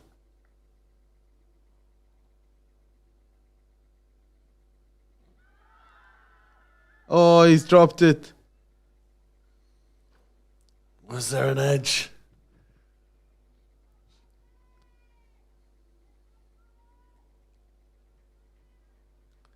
Is he so difficult to play because of the angle that he's creating by coming through and around and then back towards the batter? He's using the wind well. I think the through and around is more for him than the batters. It's kind of to stay side on when you're bowling. Okay, so what's the mechanics of that? Is that just momentum for him? Is it just It's just comfortability? No, so I think the biggest thing about spin bowling is to try and stay side on. You're not gonna have enough revs on the ball when you front on. So once you side on, you get over that foot and you give the ball nice revs. So coming through and around emphasizes staying side on. So it's a momentum thing as well. Yeah, as body basically. Position. Okay. Yeah. Well, it certainly worked for him because he's taken 11 wickets now in this tournament. He's by far and away the leading wicket taker now. The Dragons in all sorts of trouble now. 35 for 3. They need a great partnership to get them close to that score. Run rate still creeping up. That's a great ball.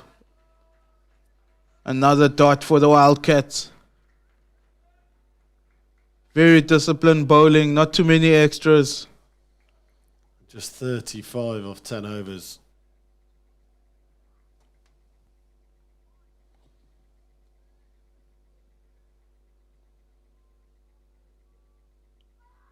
Oh, I spoke too soon. Wide that time from Van Rain. Brayton back is just stuck, isn't he? 14 of 26 now.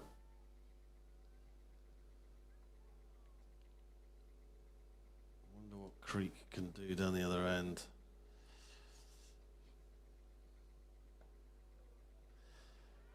That's great bowling. Yes, there's that problem. They can't even get him on strike. High score of 30 not out for Creek. He's a boundary hitter, 11 fours in his 3 innings. They need to get him on strike, I feel, if they're to have any chance of getting back into this. There's another single. The 18th of the innings, according to your sheet. I think more importantly, there's 2 twos in there. That's all. just the 2. Yeah, almost half the runs being singles. Just shows the discipline of the bowlers. 37 for 3, 18 singles, 2 twos.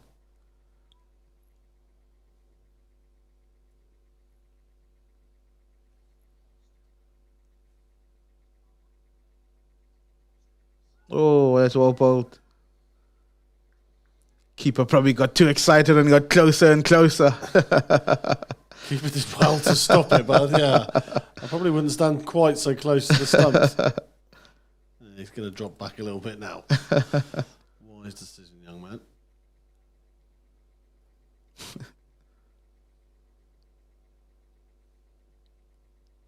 He's walking up as he's bowling, and that's actually a missed chance. I think that was. Oh, it's a confusion. Oh, they didn't take the single. To the edge. If the wicket was back a bit further, he might have just.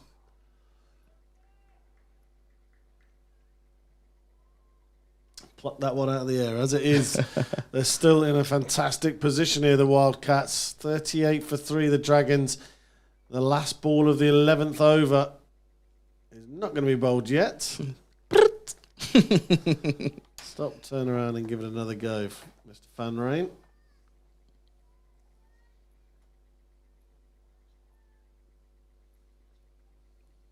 You know, the Dragons need something from somewhere here.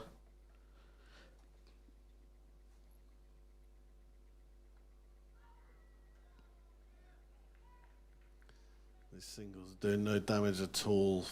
Fanrain, 2 overs, 5 runs off those 2 overs. They've been stuck in the 30s for a very, very long time.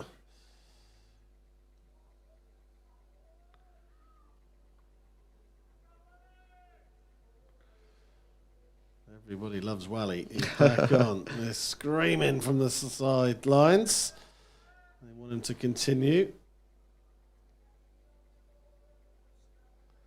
Of course, their wish is the skipper's command.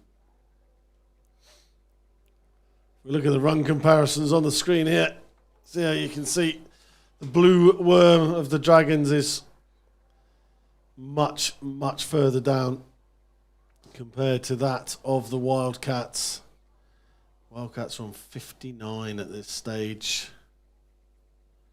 Yeah, the Dragons need to get a couple of big overs. Back will still be on strike. They need a couple of big overs here.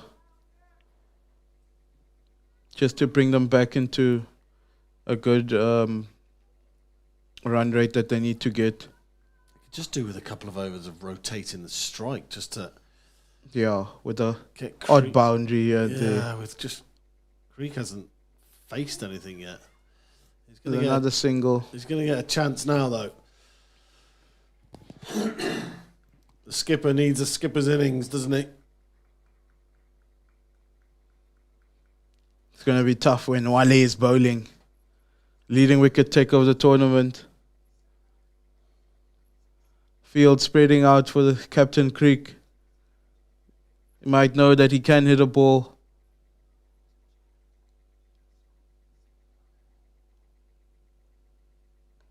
And he's in the air, straight to the fielder, and he's out. It's a big wicket. The Wildcats purring through the innings here. And who is it again? It's Wally. Well, Creek was the man that was going to bring them back into it. He had to go for it. Wally just put a little tempter out there for him. And he bit. He went for it. We went out to the deep. And Wally, this was earlier on, I think. That was the single before that put Creek on strike. And then the next delivery. Well, he does the rest. Up to 12 wickets now for him in this tournament.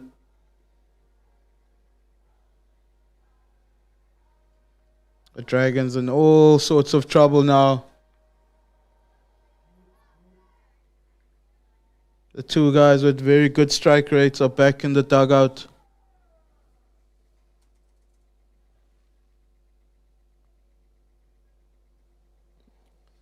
Have a look at that wicket now.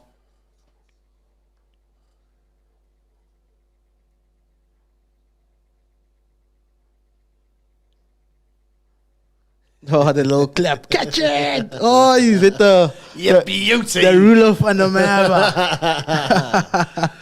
The wee man, the little man is spinning the Wildcats to victory here at the moment. 41 for 4. He's taken 3. He's on 12 for the tournament. He's 4 clear of anybody else. No wonder the crowd are screaming Wally's name. Oh. It's another quick single. They're going to need more than that to the Dragons. They're going to need way more than that.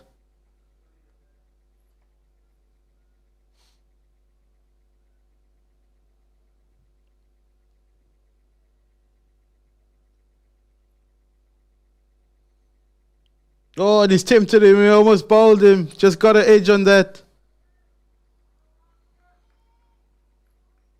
The tempter.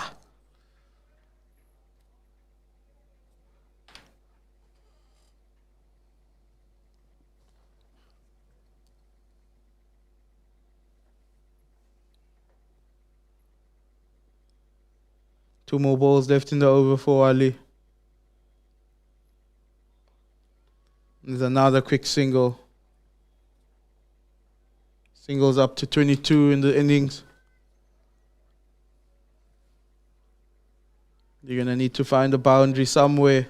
Still only 2 twos on a pitch the size of this.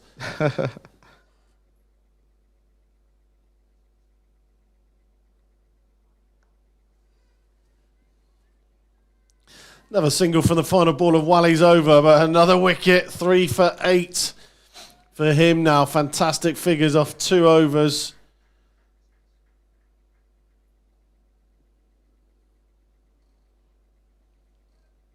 The Dragons need to find a way to start scoring, possibly from the other side, because Wally has got 2 more overs in him.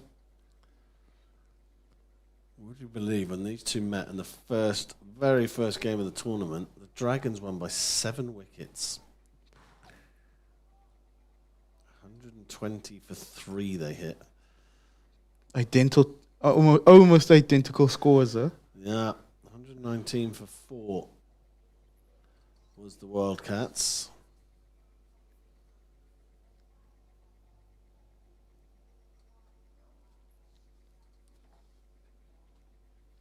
Breitenbach hit 51, so he is still there. Just struggling to get the ball away. Creek hit 30 in that game, and that's why he is such an important wicket. Wide and a quick single there, but Breitenbach hit pretty much a runner ball 51 with 4 fours, so it's interesting that he's struggling today. Who took all 3 wickets? It was there, Wally. Of course he did. We have a change in bowling here. Neatling, who has come on. Andre Neatling. At the far end. Not the greatest of starts.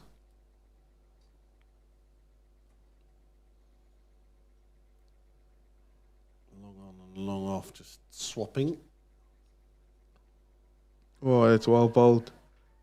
Keeper standing up. It's nice to see stuff like this at under 12.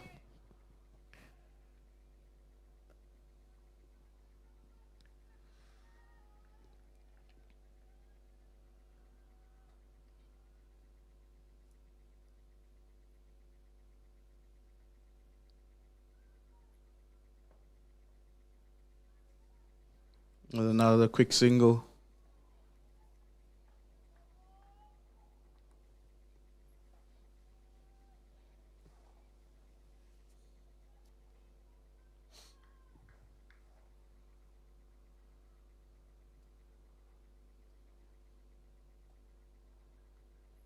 Oh, and there's no one there. Here's the boundary the Dragons were looking for. Is this the start of them starting to score more? It brings up to 50 after 12.3 overs.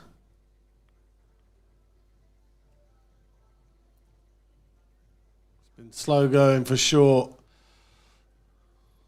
Balls are what they need. It's a good shot. They're going to need a lot more if they're going to knock off the other 60, maybe 70 runs that they need. Oh, and it's through again. Does it have the legs? It's a teaser. That's excellent fielding. As they come back for 3. Save the team 1 run. That's great fielding.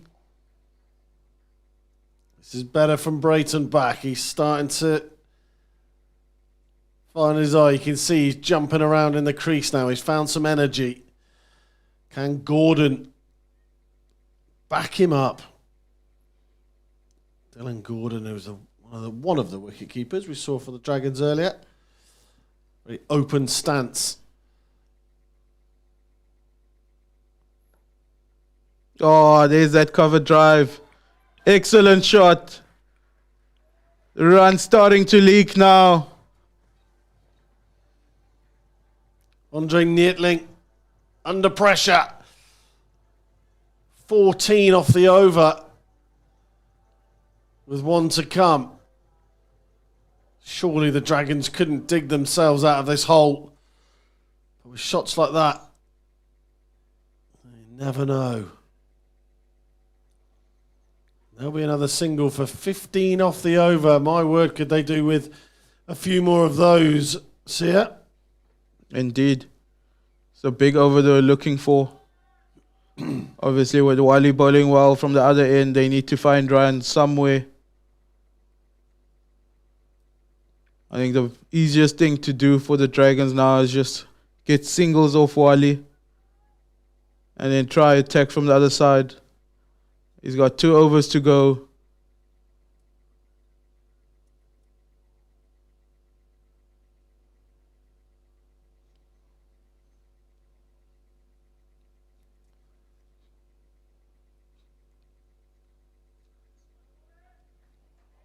$60 for 4. Run rate of 4.6. They need 8.4. Oh, They need inside edges to run away for 2s, maybe just the 1. And Wally, he's causing all sorts of bother out there, isn't he? From spin bowler to spin bowler, he must be enjoying this spell. indeed. Especially because he's also a left-arm spinner. Man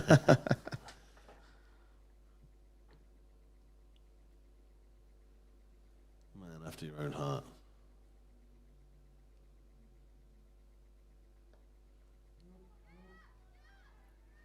Another quick single.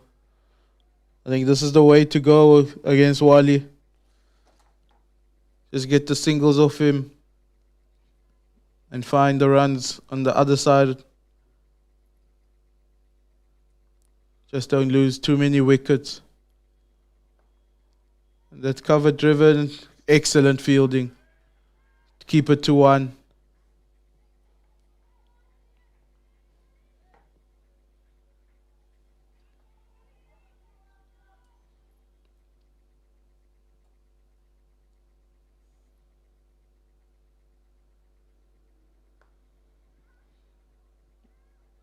This is good batting from the Dragons, just getting the singles, not getting stuck against the leading wicket taker of the tournament.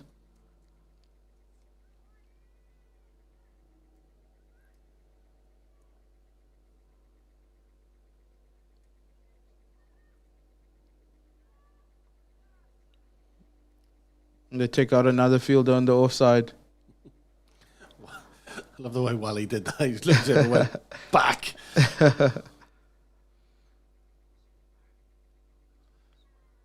Plants it down the leg side for a wide.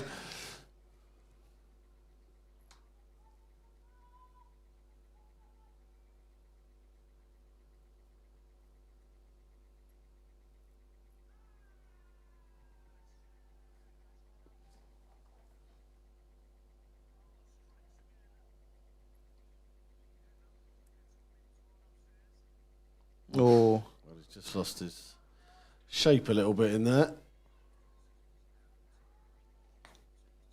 Maybe a bit of tiredness kicking in yeah. for the left armour. Well into his third over now. Oh, and they called it a no ball. Here's the free hit you could get against Wally.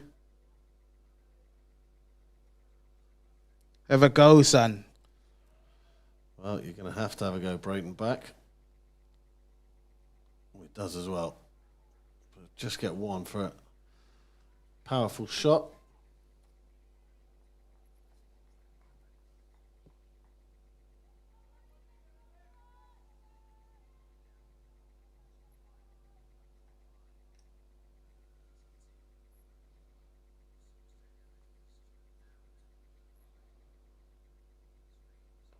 That's better from... Oh, he's around a chance. Oh, a better throw maybe. Might have been better off coming back to his end as well. I think Gordon may have been in a spot of bother, and I think we're just going to have maybe check something with the physio coming on.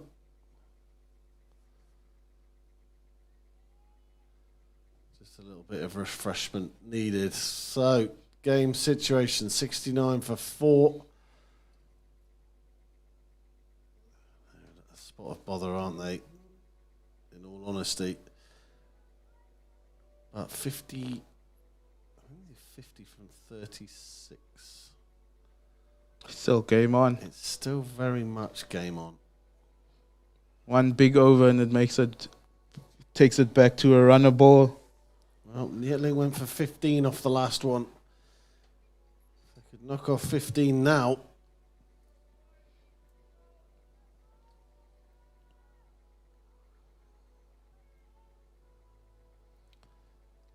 Pressure's on Andre Nietling, and I'm sure he's feeling it as well. He got hit to a few corners of the ground earlier.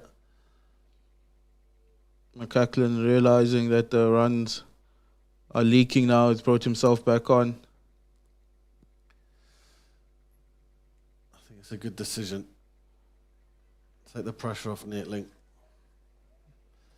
Singles are fine for the Wildcats.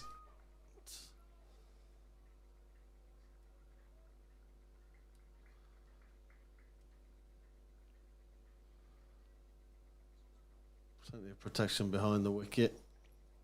Fine leg and a third man. Deep fine leg and a third man.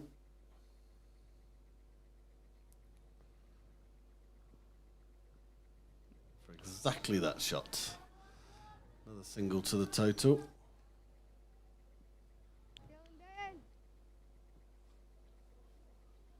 I won't steal your hard work again. Like I did earlier, recording all of them.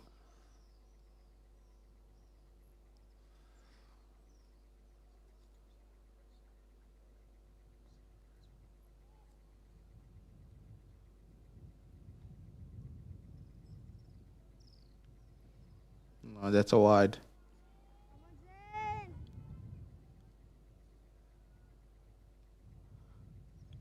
If the Dragons can get a boundary here somewhere, it'll make things interesting. Because McCaughlin has one more after this, one more over after this one. And the leading wicket taker Wally has one more as well. Someone else will have to bowl.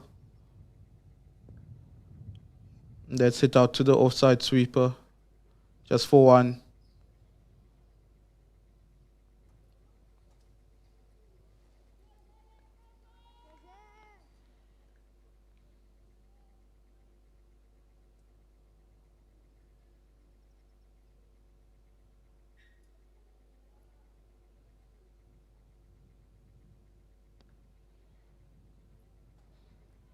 There's another single.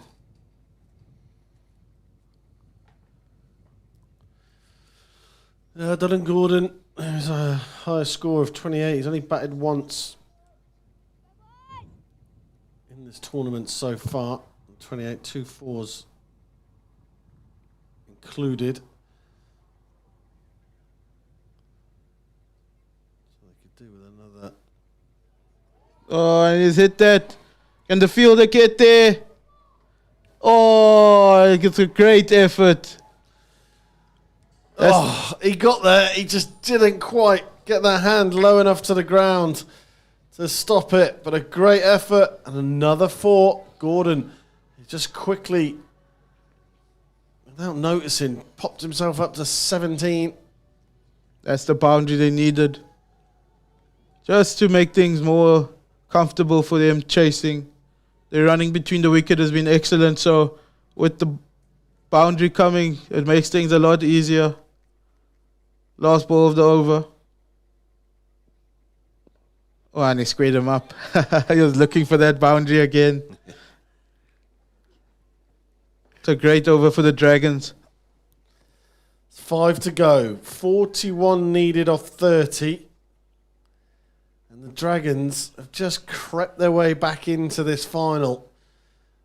78 for 4.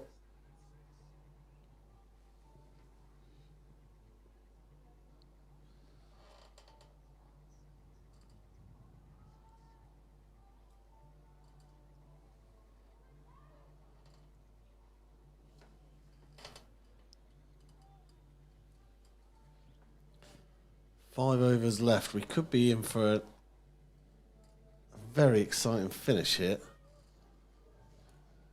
As soon as this comes on.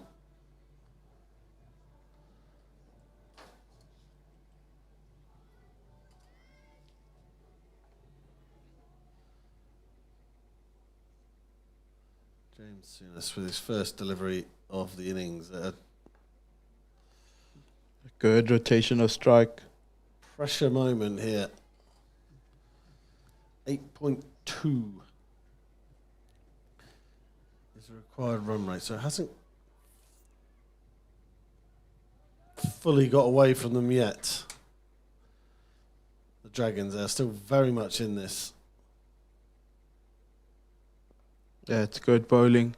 And a quick single. I think he should have thrown to the other side. Well, if it had gone to the bowler's end, with a half decent throw, then Gordon was done for. But the diminutive Breitenbach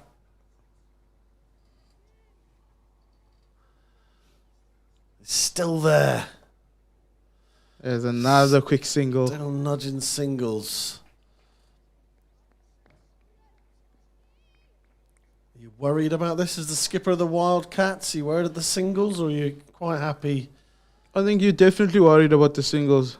If they get 5 singles and sneak a boundary at the end of the over, that's 9 off the over. Oh, going for ramp shots now.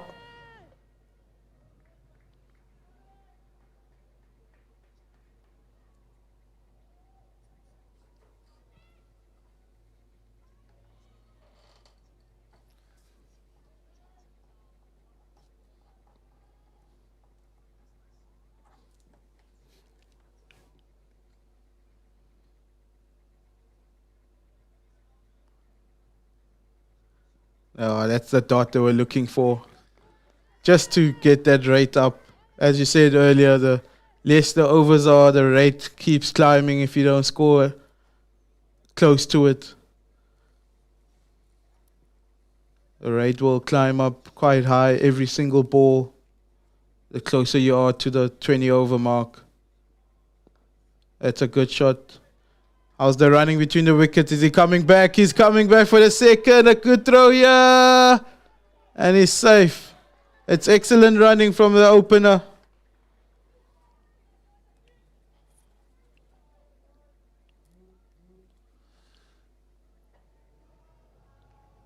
Not bad over from Souness as well, given the game situation. It's going to be down to these two. Breitenbach and Gordon. There they are, having a chat, feeling those singles.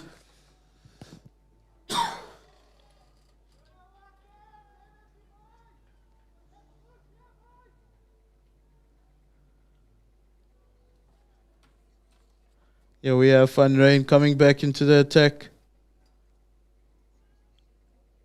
His previous 2 overs only went for 4. The Wildcats need him again. Going for 2 and over. they would take that 2 and over now. I think the most important thing for the Wildcats now is to break this partnership. They've been going quite well. And he starts off on the leg side of the wide.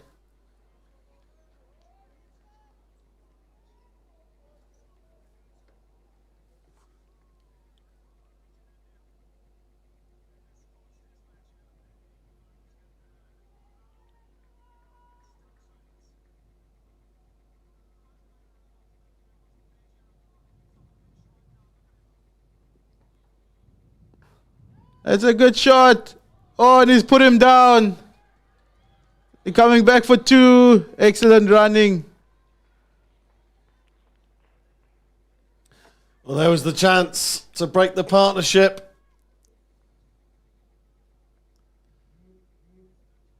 Couldn't be taken, though. The Wildcats need to be careful here. The game was closer than what they think. The Dragons get a boundary here. It makes things very interesting. Yeah, it drops into no man's land. How's the running? No, they're going to stick to 1. This is good from the 2 batters here.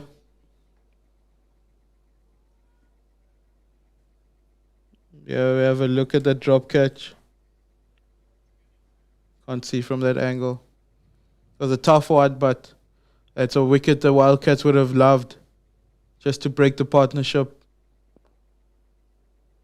There's another single or fumble. Could have been close. It's good stuff here from the Dragons, recognizing they can't just stay in the crease and not run the singles.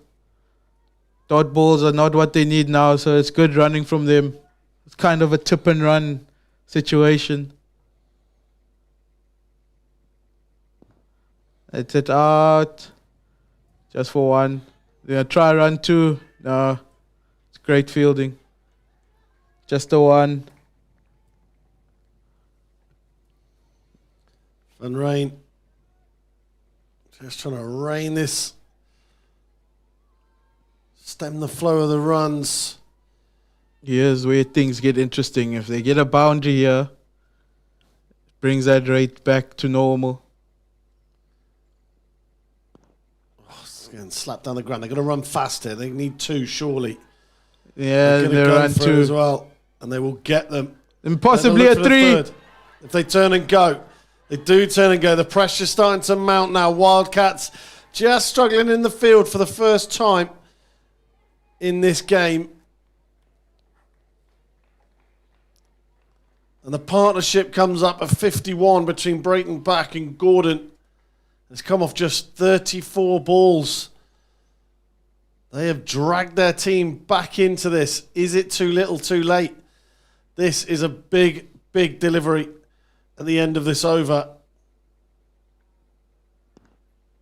Down the ground again. They'll probably only How's get the 1. running? He's coming back on the fumble. That's excellent running. The 1's turning into 2's. That's great stuff here from the Dragons. 94 for 4, 30. It was 30 of 20. That's now come down. They need 25 of 18 balls. This is definitely game on now. No, it's definitely. This partnership of Brayton Back and Gordon just out of nowhere. And fair play to Brayton Back. His strike rate, not the greatest of his tournament, but he's stuck in there and he's waited for it to get easier. And it has slowly but surely got easier. And now the pressure's on these bowlers with 3 to go. 25 from 18. Forget about the 8.3. That's not going to help the Wildcats. Forget about the 8.3 runs per over. This is all about runs versus balls now. 24 it drops down to off 18.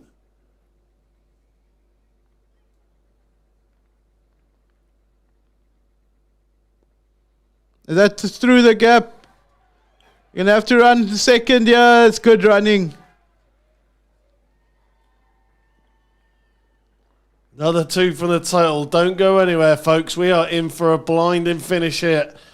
It looked for all money earlier that the Wildcats bowling attack was going to take this game away from the Dragons, but these two stepping across the stumps. Very risky indeed from Gordon.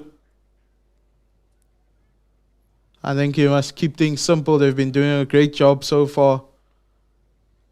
No need to do any extravagant stuff. He would have been very upset with himself. I think his coaches would have been if that was the way he went back to the pavilion. Swing and a miss. Dot ball. It's excellent bowling. 2 dots now. I think you must keep his cool here. Just keep rotating strike. The bad ball will come at some point to look for the boundary option. But just to stay in the game.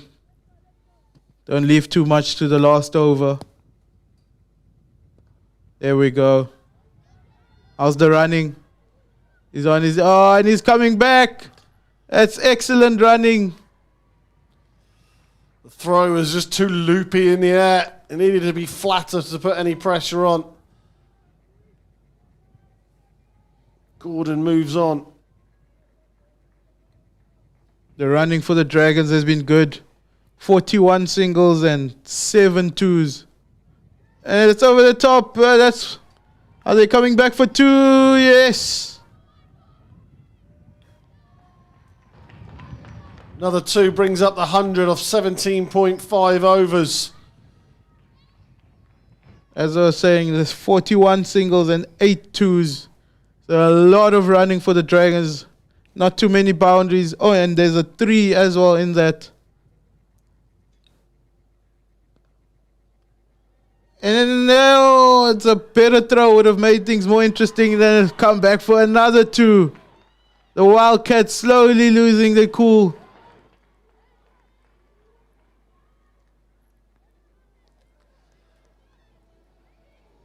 Well, now it really, really does start to get interesting.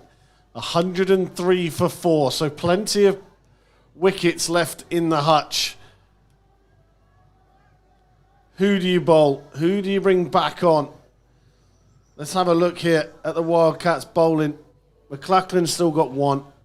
Pienaar 2. Van Rijn 1. Wally has still got 1. You're not going to bring Neertling back on now.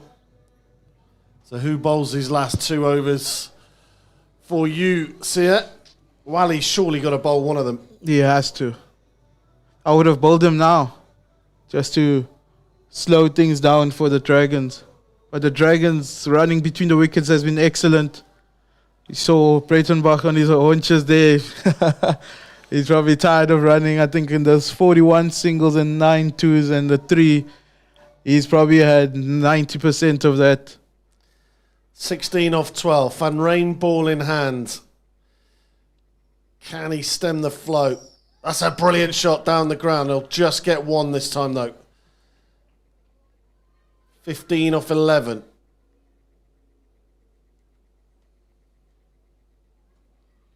See, the fielders have come a little in, probably recognizing that there's too many twos being run. Fielders on the boundary or not on the boundary, about 10 meters in.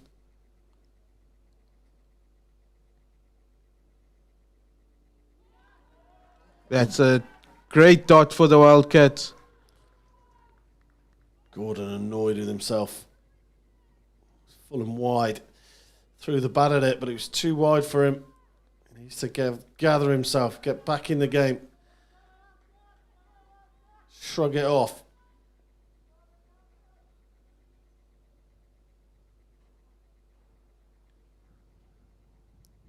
Oh, Gordon steps away from his wicket. Hits it straight down the ground. They're going to come back for 2.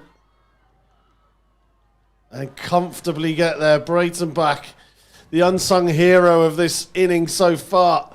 He has been there since the first ball.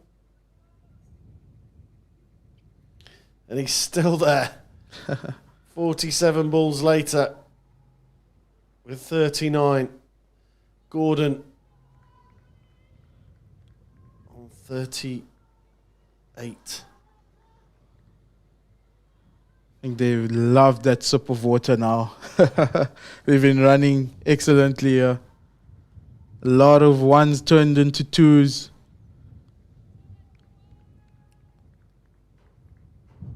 Who says under 12 cricket is not interesting? One boundary, and this is probably for the first time going to be in the Dragons' favour. Who's backing up? Oh, he's gone for it. Look at Brayton back. He's like a little hair down the wicket.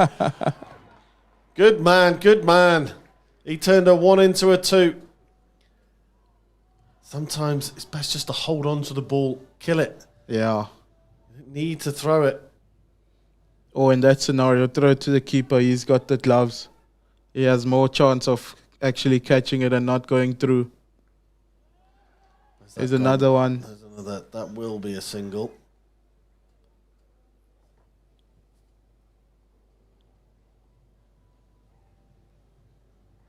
$110 for 4. 9 from 9.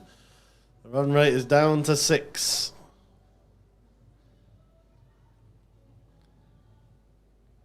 If you'd have asked me 4 overs ago, I would not have envisaged this. Gordon and Brayton back. 37 and 39 respectively. They've gone for the single again. It's too easy. Surely bring somebody up. It's a leg bye.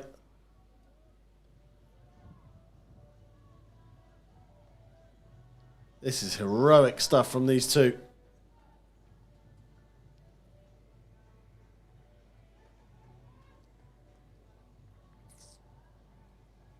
So 9 from 6 now needed. Just while our scorecard refreshes. Yeah, there was a mistaken input of a 6 in the middle of that, and I got all excited. But no, definitely 110 for 4. 9 needed off 6. Who's your money on, Sia? Who's your money on? McLachlan's bringing himself back on to bowl the death one. He's trying to take this game by the scruff of the neck himself.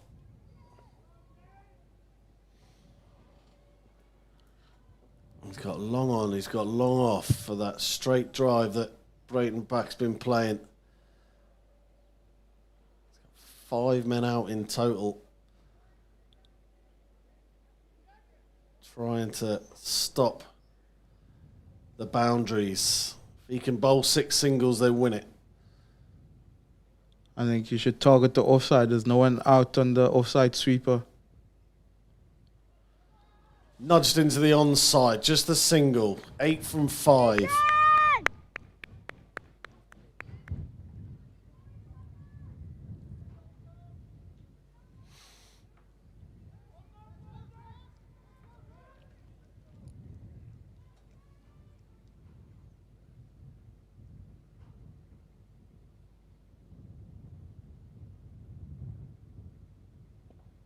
Good delivery from McLachlan. Are they going to come back? Brayton Buck is definitely coming back. Oh, he should have. Oh, it was a good stop. There was no one backing up.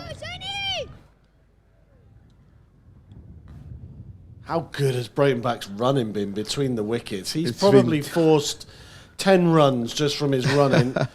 He's not stopping for anybody. 6 from 4 needed. Oh, it's a fantastic ball from McLachlan, straight over middle stump. Gordon punches his bat. I think the most important thing now is just bat on ball. This partnership worth 73. Is it all in vain? 6 from 3. Oh, swing and a miss.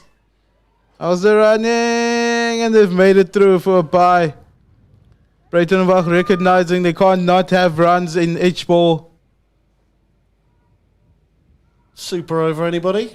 The PTSD coming back from the other night for you. 2 on the spin. I need to find a boundary in one of these 2 balls. Oh, it's on in the air. sliced behind the wicket keeper. It'll just be one. And now 3 to tie. Ooh, 4 would win it. Do you just stick everybody out that you're allowed to? Yeah, you can see the coaches are out there marshalling the troops. He's brought third man up. It all comes down to this. The skipper McLaughlin, ball in hand. I think he should look third man. Try cut it. Use the offside. Everyone's up on the offside. 4 to win, 3 to tie. Oh no! He's missed it. He punches He's gonna the bat. be run out. McLaughlin's going to run him out. What a finish to this game. The Wildcats have held on. My word, were they under pressure. Gordon head in hands. Brayton back, the hero with his running. Straight Brayton up back. to his mate to thank him for what an incredible effort. A partnership of 75, but it's all in vain. They should be proud of themselves by that effort. Who says under 12 cricket is not interesting? Indeed, and at the end of the under-12s final of the BOLANDT20, it is the Wildcats that hang on indeed to win by 3, just 3 measly runs.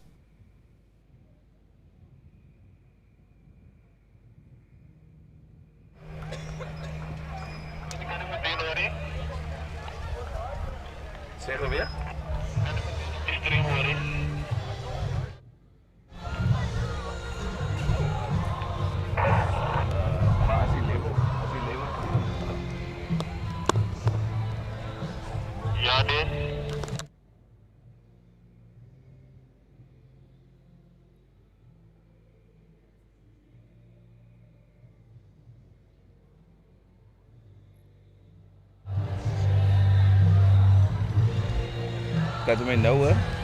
1 2 1 2.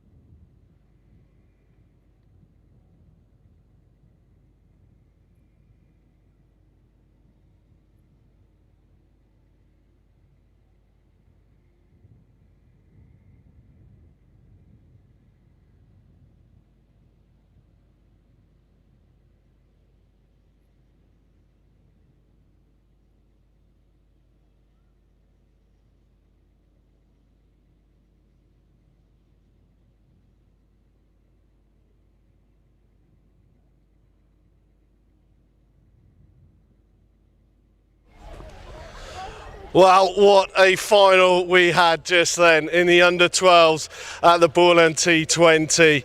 Incredible. The Wildcats looked for all money that it was going to be theirs. The Dragons, they dragged themselves back into it, but it is the Wildcats that take the spoils. We must say thank you to the sponsors. First of all, Rain, our main tournament sponsor, D&P Cricket, Pile Royals and Thursday. And of course, amazing to welcome Graham Smith to the presentation party for this final, especially after South Africa just got over the line in India as well. Spoiler alert. So firstly, we'll start with the player of the match.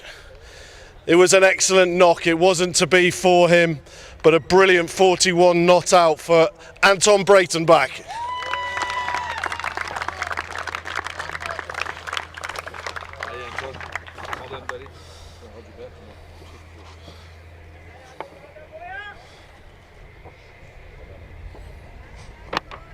On to the next presentation.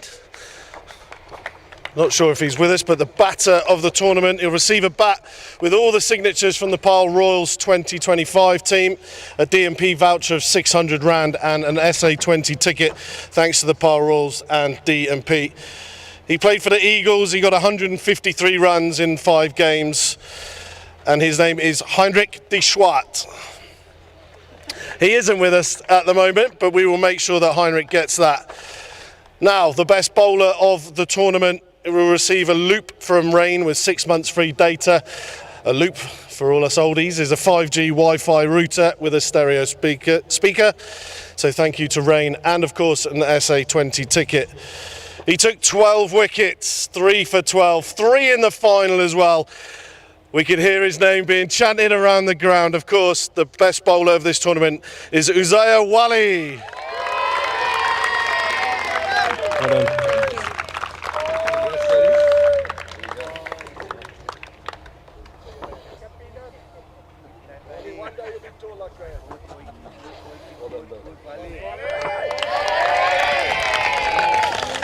And now to the player of the tournament. He'll receive a voucher for a custom-made bat from D&P. So thank you for D&P for that, and an SA20 cricket. In 5 games, he amassed 37.7.4 points a game. He bowled superbly well today, but it wasn't to be. But the player of the tournament is Liam Creek. Well done, Liam. Well played today.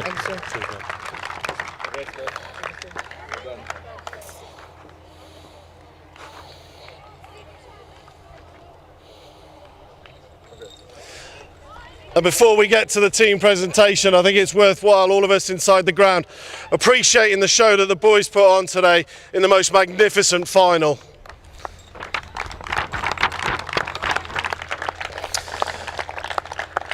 They came so close yet so far. They came back into it at the end, but the silver medals for the under-12s this year, please come and collect your medals.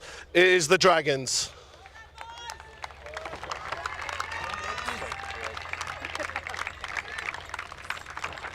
Well played, boys. Thank you.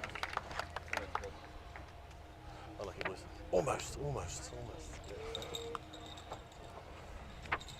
Well played, boys. Well done, boys. Good day out. So close. So close.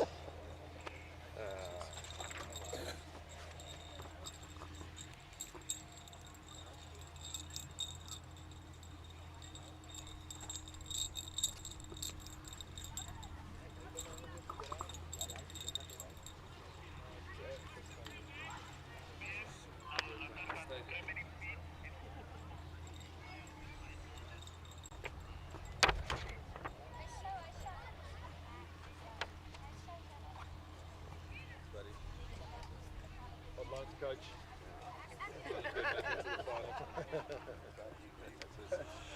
And now to the deserved winners of the the Boland T20, who will receive tickets for the SA20 match here on the 19th of January on Boland Park. So thank you to the Pile Royals for that. They'll also receive a replica trophy to keep. So please, gents, please come and collect your gold medals. It is the winners, the Wildcats.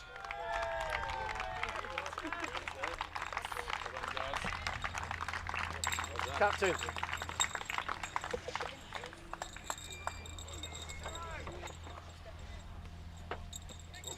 you doing? Happy?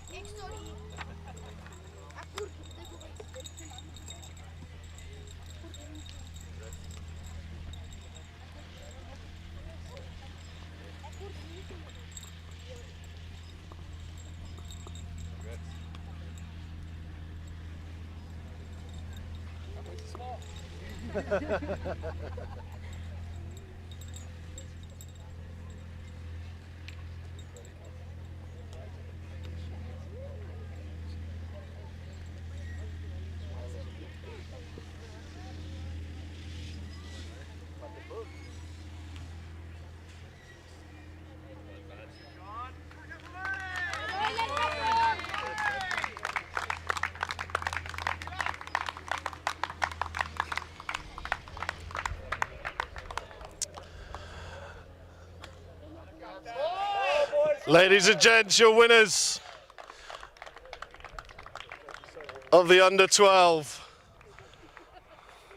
BOLANDT20 2025 is the Wildcats. I'm waiting for them to drop it. I'm waiting for them to drop it. Oh, boys, let's go. Yeah.